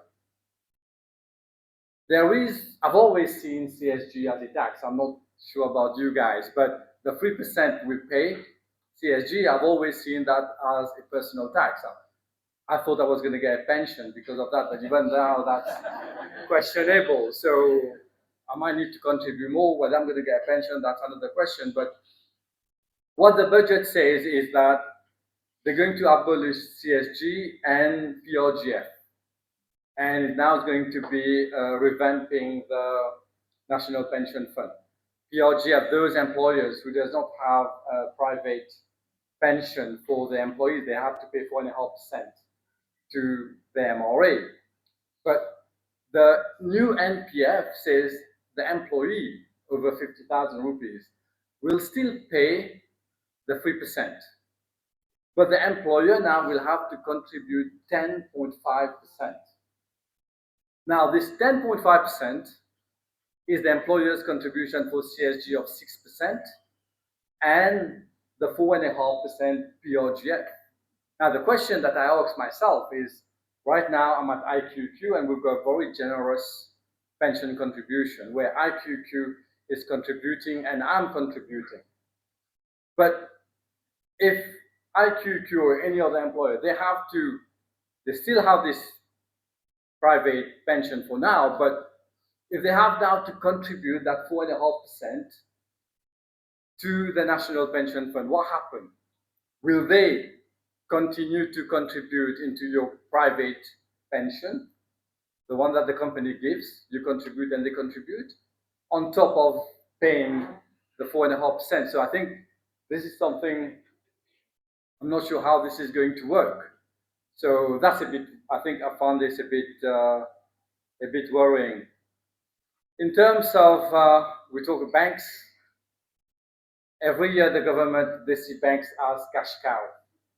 We all know, I used to, when I was working with Tony, we used to do many banks in Mauritius. There is no increase for tax for banks in the budget, but I think as it is, banks already paying a lot of taxes. Tony, I think you mentioned the tourism industry. After COVID, I think we've done well in getting 1.4 million tourists in Mauritius. But I think tourism, they come to Mauritius, tourists come for this customer experience that we give. And if you go to a hotel, you go there in a few years, you probably don't recognize. They always improve, they always embellish. Now, I think with the reduction in capital allowance and the removing of that 150% deduction, how much this is going to give the hotel industry incentive to keep on renovating and give that tourist, that wow customer experience when they come to Mauritius, that's still to be seen. So I think that's from a tax perspective. And another thing that concerns all of you, every year in the budget, I watch out for personal deduction. And many people say I've done perfect tax planning because I've got my wife and 3 kids, so you can't get any more allowance than that. It's stopped to 4 dependents.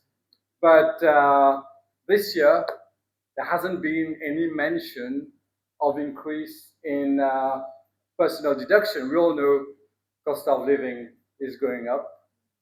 Real-time inflation is going up. But again, no increase in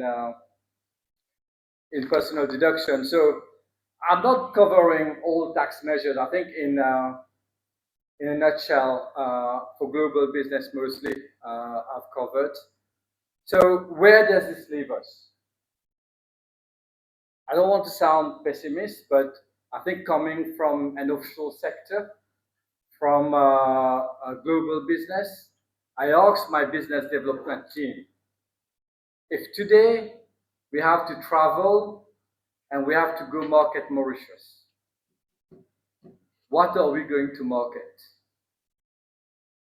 We used to say, comparing on costs, we lower than Singapore, we lower than Dubai.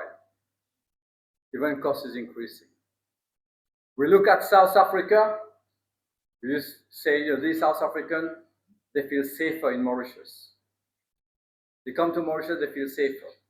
Now talking to these South Africans, they said, yes, they feel safer, but in the gated community where they live, the minute they step out, we see Mauritius in terms of crimes, in terms of drugs, and all that kind of thing. So what do we sell about Mauritius? So I think that's a big question that needs to be answered. I'm sure there's a lot of good things about Mauritius, but where investors goes on perception. Now today we have the perception of Mauritius being a high rate tax country. Investors goes on certainty. Today when we look at all these global investors, we don't even know where we are with global minimum tax. Are we going to file the return? We're not going to file the return. Is the regulation going to come out? We've got transfer pricing being implemented. Where are we? Still nothing. So I think there's a lot of questions ahead. I'm very happy that I had this session after dinner. So they want to put you off your appetite. I'm open to any question.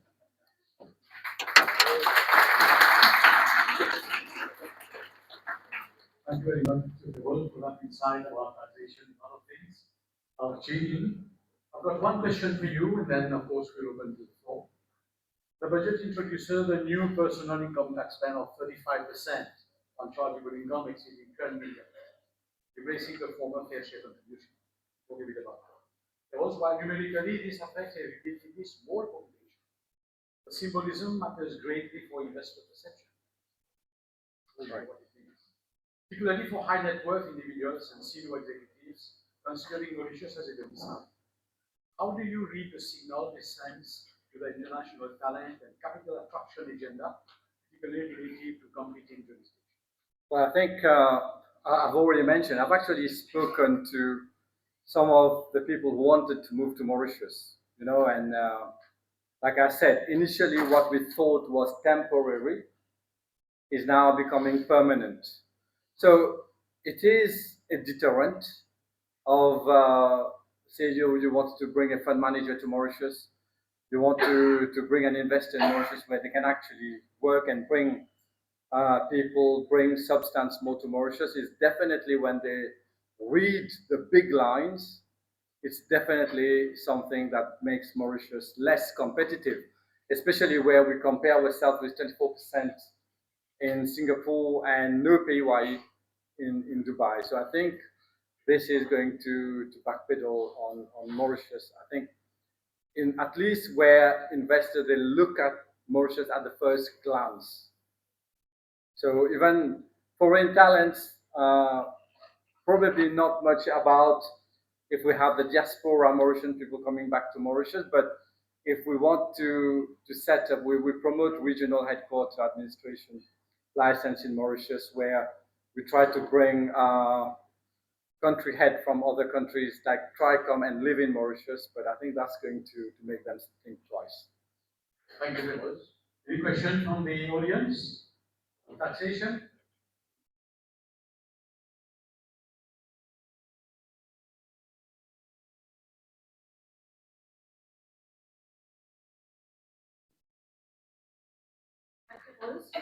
Question to you. Being in the global business, and we know that the dominance is very much on India, right? And as you've been mentioning, our BD team, business development team, is traveling a lot to get clients. But today, with the budgetary measures that we have, how do you see Mauritius compared to the gift city that we have in India today? I don't think we can compare much, to be honest. If you look at the history of Gift City, I mean, I can talk for hours on this, but I think Gift City was the pet project for Narendra Modi. He's looked at Mauritius, they've looked at Singapore, and they took the advantages of both Mauritius and Singapore combined together and gave rise to Gift City. In the union budget earlier this year, I think it was in January, February, where Gift City used to have a 10-year tax holiday over a 15-year period, the finance minister announced a 20-year tax holiday over a 25-year period. Now, can we actually compete with that? But the thing with Gift City is there is that uncertainty. When you talk to people on the ground, we all know Gift City is a project led by Narendra Modi. And when we look at the last election in India, I think it was the first time where you had BJP and the coalition party were celebrating, and also Congress was celebrating because they've actually won quite many seats in the assembly. And the question is, what happens if tomorrow there's a change of government? Say Congress hypothetically come into government, would they want Gift City to be remembered as a legacy of Narendra Modi? So I think that's one question. The other one is, I think when you look at the Indian tax authorities, I think most of you will agree. Indian tax authorities, they are one of the most aggressive tax authorities in the world. Even where we have this circular 789, which says if you have a TLC, you're given treaty benefits. Indian tax authorities, time and again, will still question that TLC that we have. So there is no guarantee that in the future they won't challenge that tax exemption in Gift City. So I think we still have a lot of work to do. But if you try to compare Mauritius with Singapore, Dubai, and Gift City, I think we should stop comparing, to be honest. Very true. Any other question? Please. Dinesh. So I have a small question, maybe a request from all here. You've talked a lot about what are the measures has been taken into the project, what's not good, what's good. What if we all bring our minds together, we write a presentation to the government and ask them, look, this is what's not going on, and this is what will bring the country down if you don't rectify it, and here is the solution. Is that something that we can consider right now, because the budgets are being debated, and if that's possible, then I think that we accountants need to bring our heads together to save our job in some way. Okay, thank you. I think we have the Mauritius Finance, and I sit on the technical committee for the Mauritius Finance. Rest assured, whether it's before the budget or after the budget, there are representation, there are lobbying that is being made. Today, I was at the Mauritius Finance breakfast debrief, and we had the Honorable Minister Jyoti Jitan. And she actually, in her own words, she said she took concern. She knows some of the measures can be detrimental to the offshore and the global business sector, and that she's very open to take on the feedback to make representation to the Prime Minister. So at the level of Mauritius Finance, we will be making representation in terms of what's not going to work, what could be done better, and so on and so forth. Thank you. We can take a final question.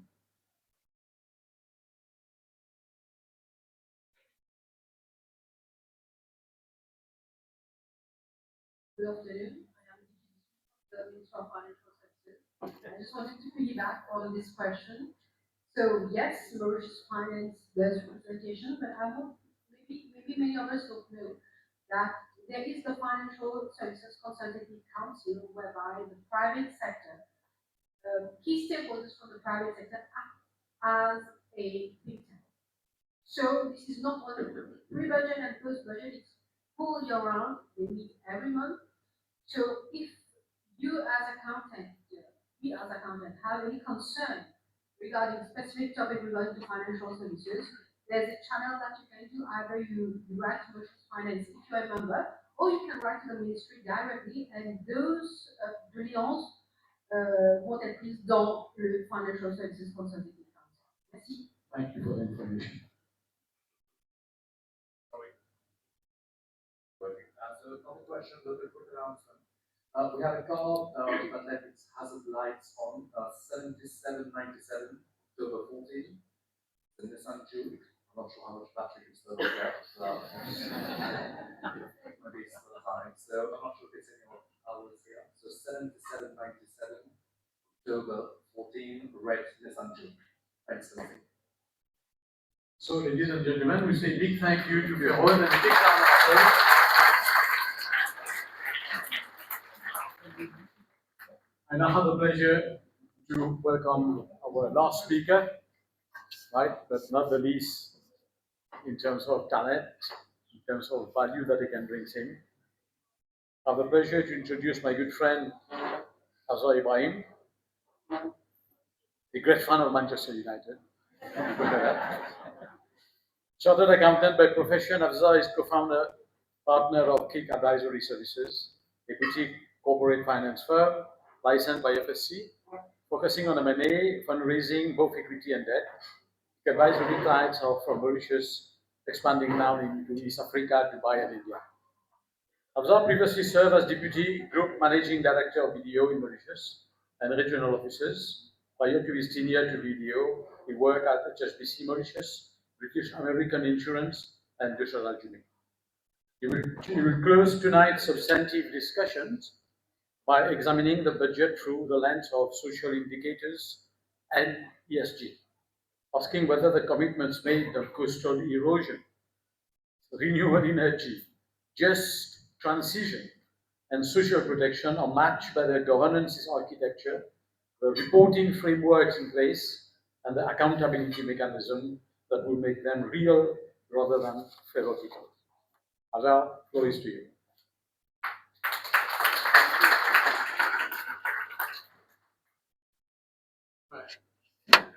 Thank you, Quincy. Thank you, Madi, ACCA, and MIPA for inviting me. When I accepted the invitation, I did not realize I would end up with a pension or Partager. So, since it's the elephant in the room, might as well take it first. How many of you are auditors or work in an audit firm? How many of you in the room are auditors or work in an audit firm? Quite a few. Ladies and gentlemen, these are the pension experts. The reason I'm saying this, if you pick an annual report today, at least 3 pages of notes on RBO. And I hope the auditors are the only one who understand, because the readers don't understand. And more importantly, you have pension deficit in these accounts. No qualification, we all move on. This shows how much we care about pension deficit. This luxury the government cannot afford. And that's where we are today. 10, 12 years ago, I think pension was 5,000 rupees. Suddenly it became a political tool, any currency. I think this gamble was made with the idea that the economy would grow substantially and would be able to cover the costs. It did not happen, and the burden of on the social factors on the economy became too much. It did create what we call a silver economy. We talk about the economy, but for about 10 years we had a silver economy. Lots of purchasing power to people of a certain age. But the economy can't afford it, and I think it's commendable to the government to have had the political courage of tackling this issue. But whether they are getting it right or not is a different issue, but at least they have started a transformation. It can't be resolved in one budget, but I think the idea of making it sustainable is a key objective, and it's also our future if this is not sustainable. And I think we can't have our future mortgaged with pension. There is consensus that the retirement age should move to 65. Some countries are even moving it to 70. I think on this there is no debate. The next one is, it's a pension that we don't contribute. This is not the national pension fund. None of us have contributed to this, except through our direct and indirect taxes. So who should get it? Should people who are more fortunate dip into it? Should people be still in current employment having a double dip with old age pension? Should people who are earning a lot get paid? I think these are the questions we need to address. And instead of complaining, we need to come forward with solutions which will work. The problem we have today is that the system is not fair. Where does 50,000 come from? Where does 14,000 come from? We don't know. If somebody has put got rental income, he's penalized. If I put my money into shares, I'm not penalized. I think that's the unfairness of the current system that needs to be addressed. And there's no point fighting over the principle that this needs to be reformed, but how do we get it into a very fair system? I just want to share with you a small story. When I was growing up, I spent a lot of time with my grandfather, and every Sunday we used to play rummy. And during that time, he talks a lot about his business. And I always heard the name of a manager that was working for one of the banks. I mean, for him, it was Chiki Pipi Chiki Bonje. Years later, fast forward, I end up in the bank as a manager. And one lunchtime, they were doing collect. And I said, why are they collecting money in the bank? He said, you know, there was an ex-manager who used to work here. He has fallen on hard times. He can't even afford his private care. And that's when I decided to look into the pension of the bank. He left on what we call a defined benefit scheme. He got a fixed salary, a fixed pension, which at the time was a lot of money. But as he grew older, the money is fixed. Cost of living going faster than the pension. And this guy fall on hard time. The same thing will happen to us if we are not careful with pension. If you think your retirement is going to be with a private pension with an insurance company, wake up. But if you think your pension is going to be with your employee's private pension, wake up. These are just top-up. Start working on your pension on your own, how you want to plan it. If you're going to rely on this or rely on the government for your pension, you will get a reality check at some point. Nothing I need to talk more about pension. If you look at this budget, there are a lot of good issues being mentioned. Unfortunately, nobody is looking at them. It has been hijacked by the emotion and the political sensitivity of the pension. This will leave to the politicians. But the good things in this budget, we take the ESG, let's take the G. So a couple of sentences in the speech where they talk about credibility and reinforcement of institutions. Here we talk about the DPP, the Bank of Mauritius. So these are institutions which are getting back to the credibility they need to have. Even here Mauritius is working well. We tend to forget when things work in Mauritius. We always talk about what doesn't work. Here Mauritius is one of the government institutions that is working well. So we do have some progress on that count. We still have a long way to go. Governance is still not to the level it should be. But in terms of G, I think we can put a small tick somewhere it's happening. On the environment side,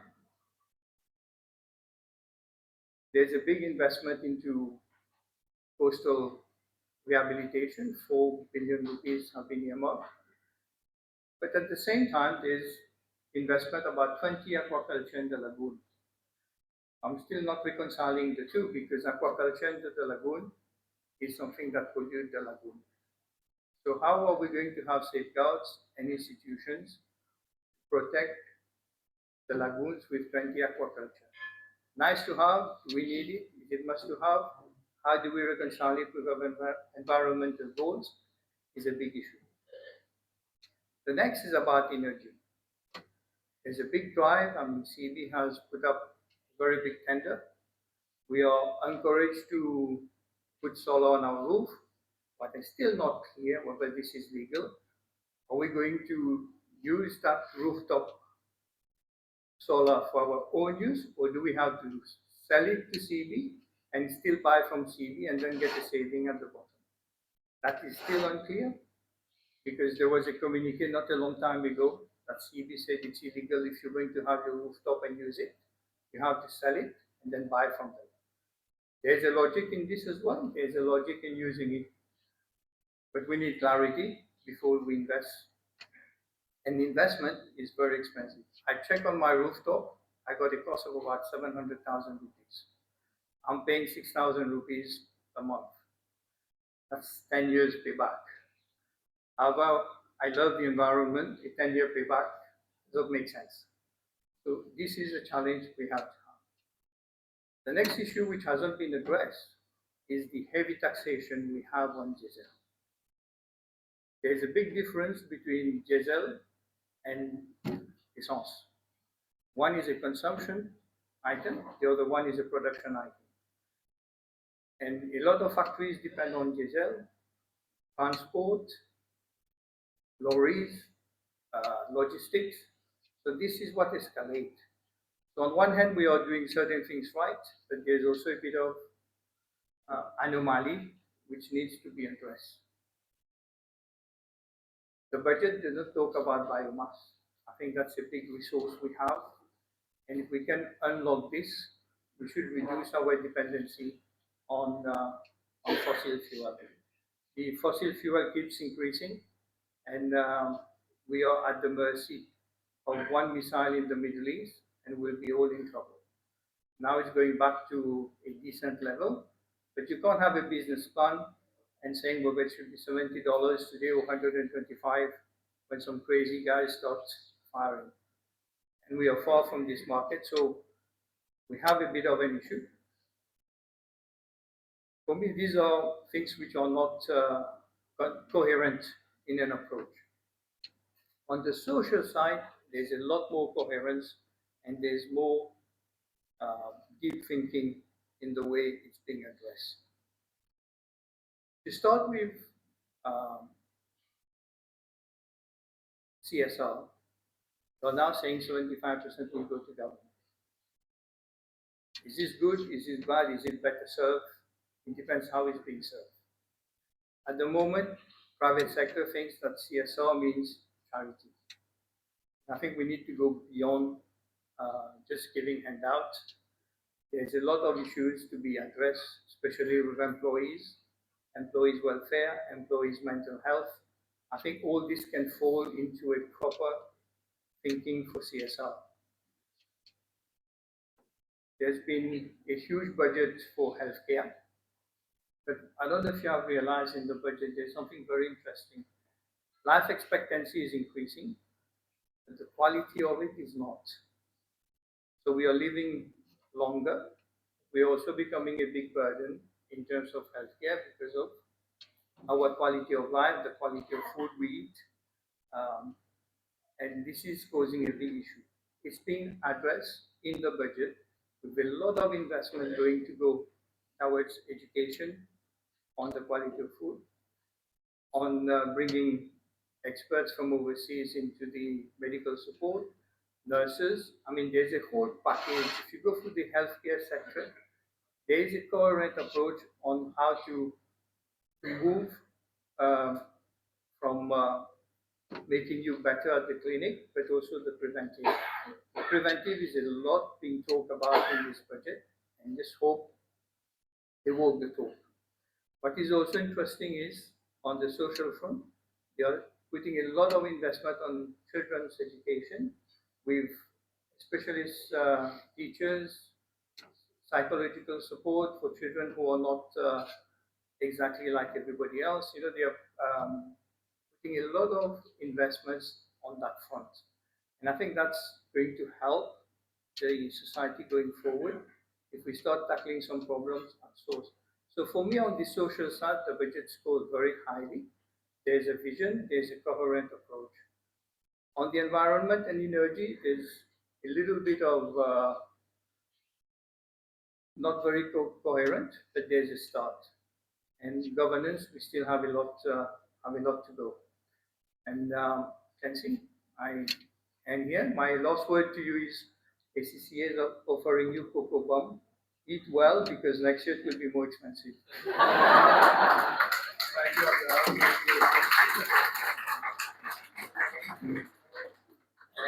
I have a question for you. I'd like to go back on the budget conversation of the basic now in the 14,000 say floor, 50,000 of monthly taxable income is an measure, is presented as a measure of intergenerational. Probably this is going to change with the back to now. The government is saying that over 90% of 263,200 current pensioners will still receive a support. And over 75% receiving the full amount.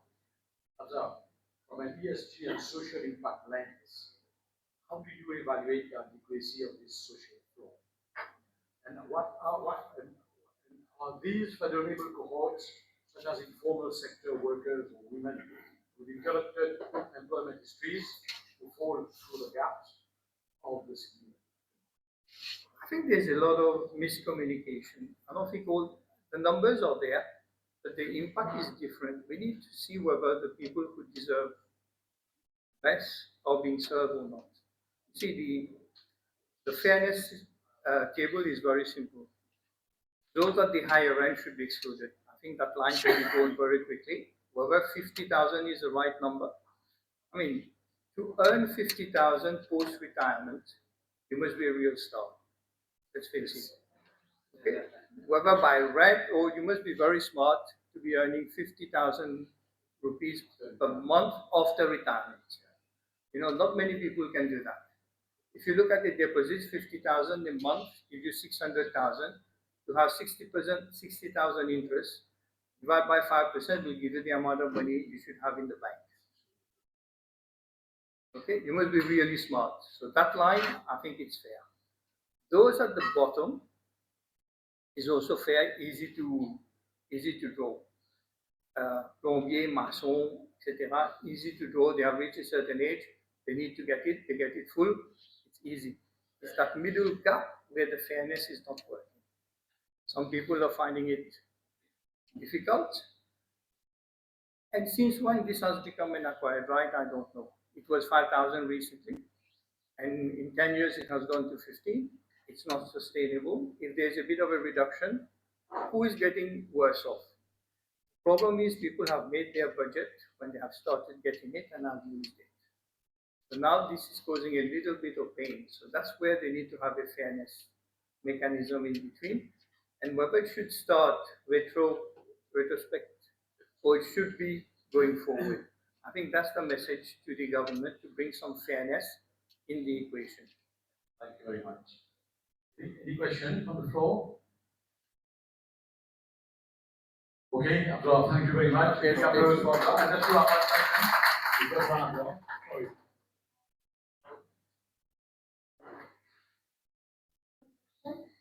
In the income tax form, we used to have relief for rainwater harvesting and for the solar panel. When the mention has been made for this, will it still apply? Those. I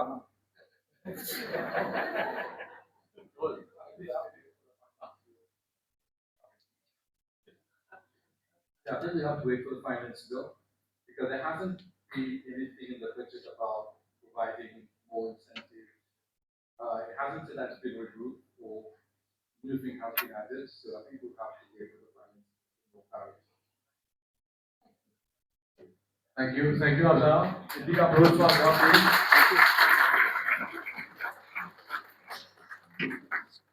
So, ladies and gentlemen, I'll make a very quick wrap up now, because I know it is late, right? We began this evening with the macro frame. We got Anthony who reminded us of the growth of 3.2% is real, but the growth built on debt to GDP ratio of 87.5 is fragile. And that the true test of this budget will be whether the structural reform it promises can be delivered in the pace and quality required before the next external shock arrives. Namita brought us down to earth, right, to the world of entrepreneur, the SME owner, the women trying to get to access capital without a husband's signature. She reminded us of the policy architecture and also the requirement for good entrepreneurship and culture. Feroz took us through the technical terrain of tax and offshore, territory where the margin between credibility and vulnerability is measured in basis points and evaluation scores compared to other jurisdictions. And Afzal closed the questions with ultimately matter most, not what happens to GDP, but what happens to people. And this is what is most important to all of us. A healthy life expectancy that regresses, a pension system that must be reformed to survive, a coastline being eaten by warming ocean, and the energy transition that must not be just, or it must not be just. Before we leave, I think there are three things that we have to watch. And this is the takeaway I think we have to get everybody in the group. The Chagos test. Will the United Kingdom ratify the agreement in time to deliver the 10 billion rupees that this budget fiscal projection depend upon? If not, watch what happens to the deficit trajectory, to the debt to GDP ratio, and to the credit agencies' rating. The implementation tests, 11 major pieces of legislation, a new pension regulatory authority, a national crime agency, a just transition commission, a special economic zone, a national AI platform, all announced in one single speech. The question is not whether they are good ideas. The question is whether the institution's capacity exists to convert good ideas into operational reality on time and to the standard. And the third is the social compact test. The pension reform, as we know, will deliver intergenerational fiscal equity only if the means testing mechanism is administered with integrity and precision. The SME and startup revolution will deliver economic democratization only if the financing, membership and market access gap are filled, as Namita has clearly pointed out to us. And the healthcare ambition will deliver better outcome only if it addresses the structural determinants of health, not just the infrastructure. And infrastructure doesn't bring health, better health. It is what is inside. Ladies and gentlemen, government have a duty to prioritize commitments in the interest of the nation, which institutions to strengthen, which voices to listen, and whether the discipline it imposes on public finance extends equally to the quality of public delivery. Other professionals in this room, accountants, auditors, financiers, advisors, we have a role to participate in the ending. Not as spectators, but as participants. As people who hold organizations to account. We design governance framework. We advise the decision makers who train the next generation. It depends on us. ACCA has for decades championed the idea of accountancy exists not merely to serve commerce, but to serve the public interests. Forums like this are one part of how the purpose is built up. Thank you, our 4 participants. Thank you, ACCA Mauritius, particularly to Madhvi Amjin-Clark and her team for making this evening possible. Thank you to MIPA for its support, and a big thank you to each one of you for being here and for the quality of your engagement. Thank you very much, and I give you back to ACCA. Good evening, everyone. I think everyone is retired, so I'm not going to be too long. All the previous speakers have talked a lot on the national budget, so I'm just going to read the speech from my board members that have given it to me. So on behalf of the Mauritius Institute of Professional Accountants, it is an honor to stand before you to deliver this closing remark for this highly engaging post-budget discussion. And I reflect the discussions that I have had today, and they are great insight. And I would first of all extend my sincere thanks to Mrs. Madhvi Amjin-Clark, head of ACCA Mauritius and New Markets, as well as the entire ACCA Mauritius team. The relationship between ACCA and MIPA is a vital partnership. It is a shared commitment to ensuring that the accountancy profession in Mauritius remain robust, forward-looking, and fully equipped to guide the national economy. So events like this one are essential, and I hope it's not going to be stopped there, and there's going to be further events like these. And it makes sense for accountants to shape up the policies, especially when you're going to go and meet your client. And in terms of also thanking, before I go, for people to thank, first of all, the moderator, Mr. Quincy Akabu, for the excellent work today. It's not been easy.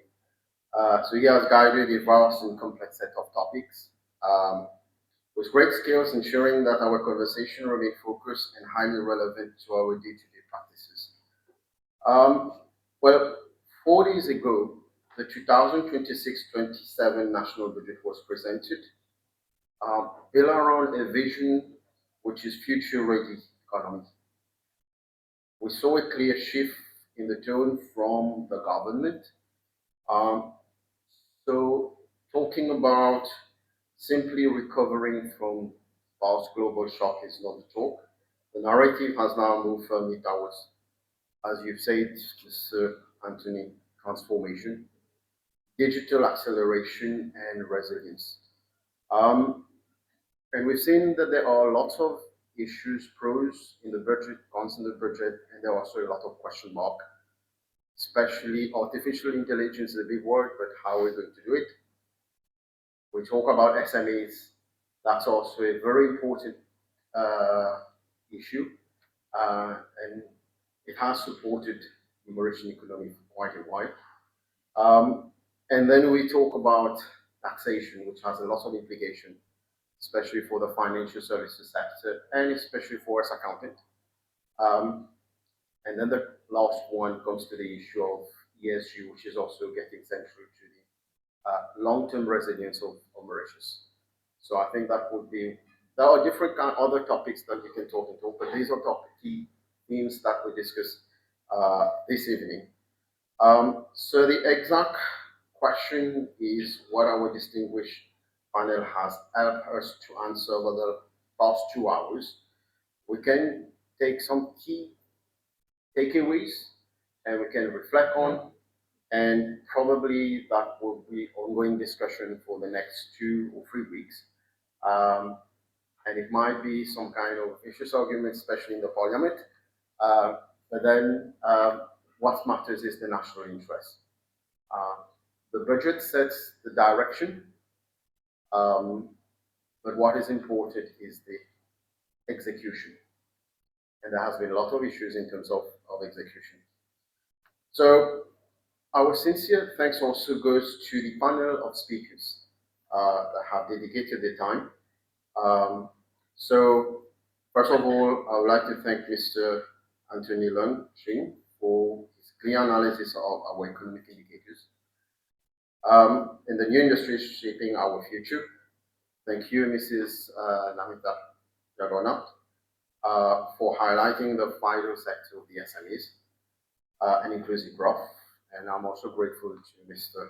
Feroz Imatali for providing essential clarity on the tax reform and implications. And last speaker, Mr. Afzal Ibrahim, for reminding us the critical importance of ESG and inclusive growth.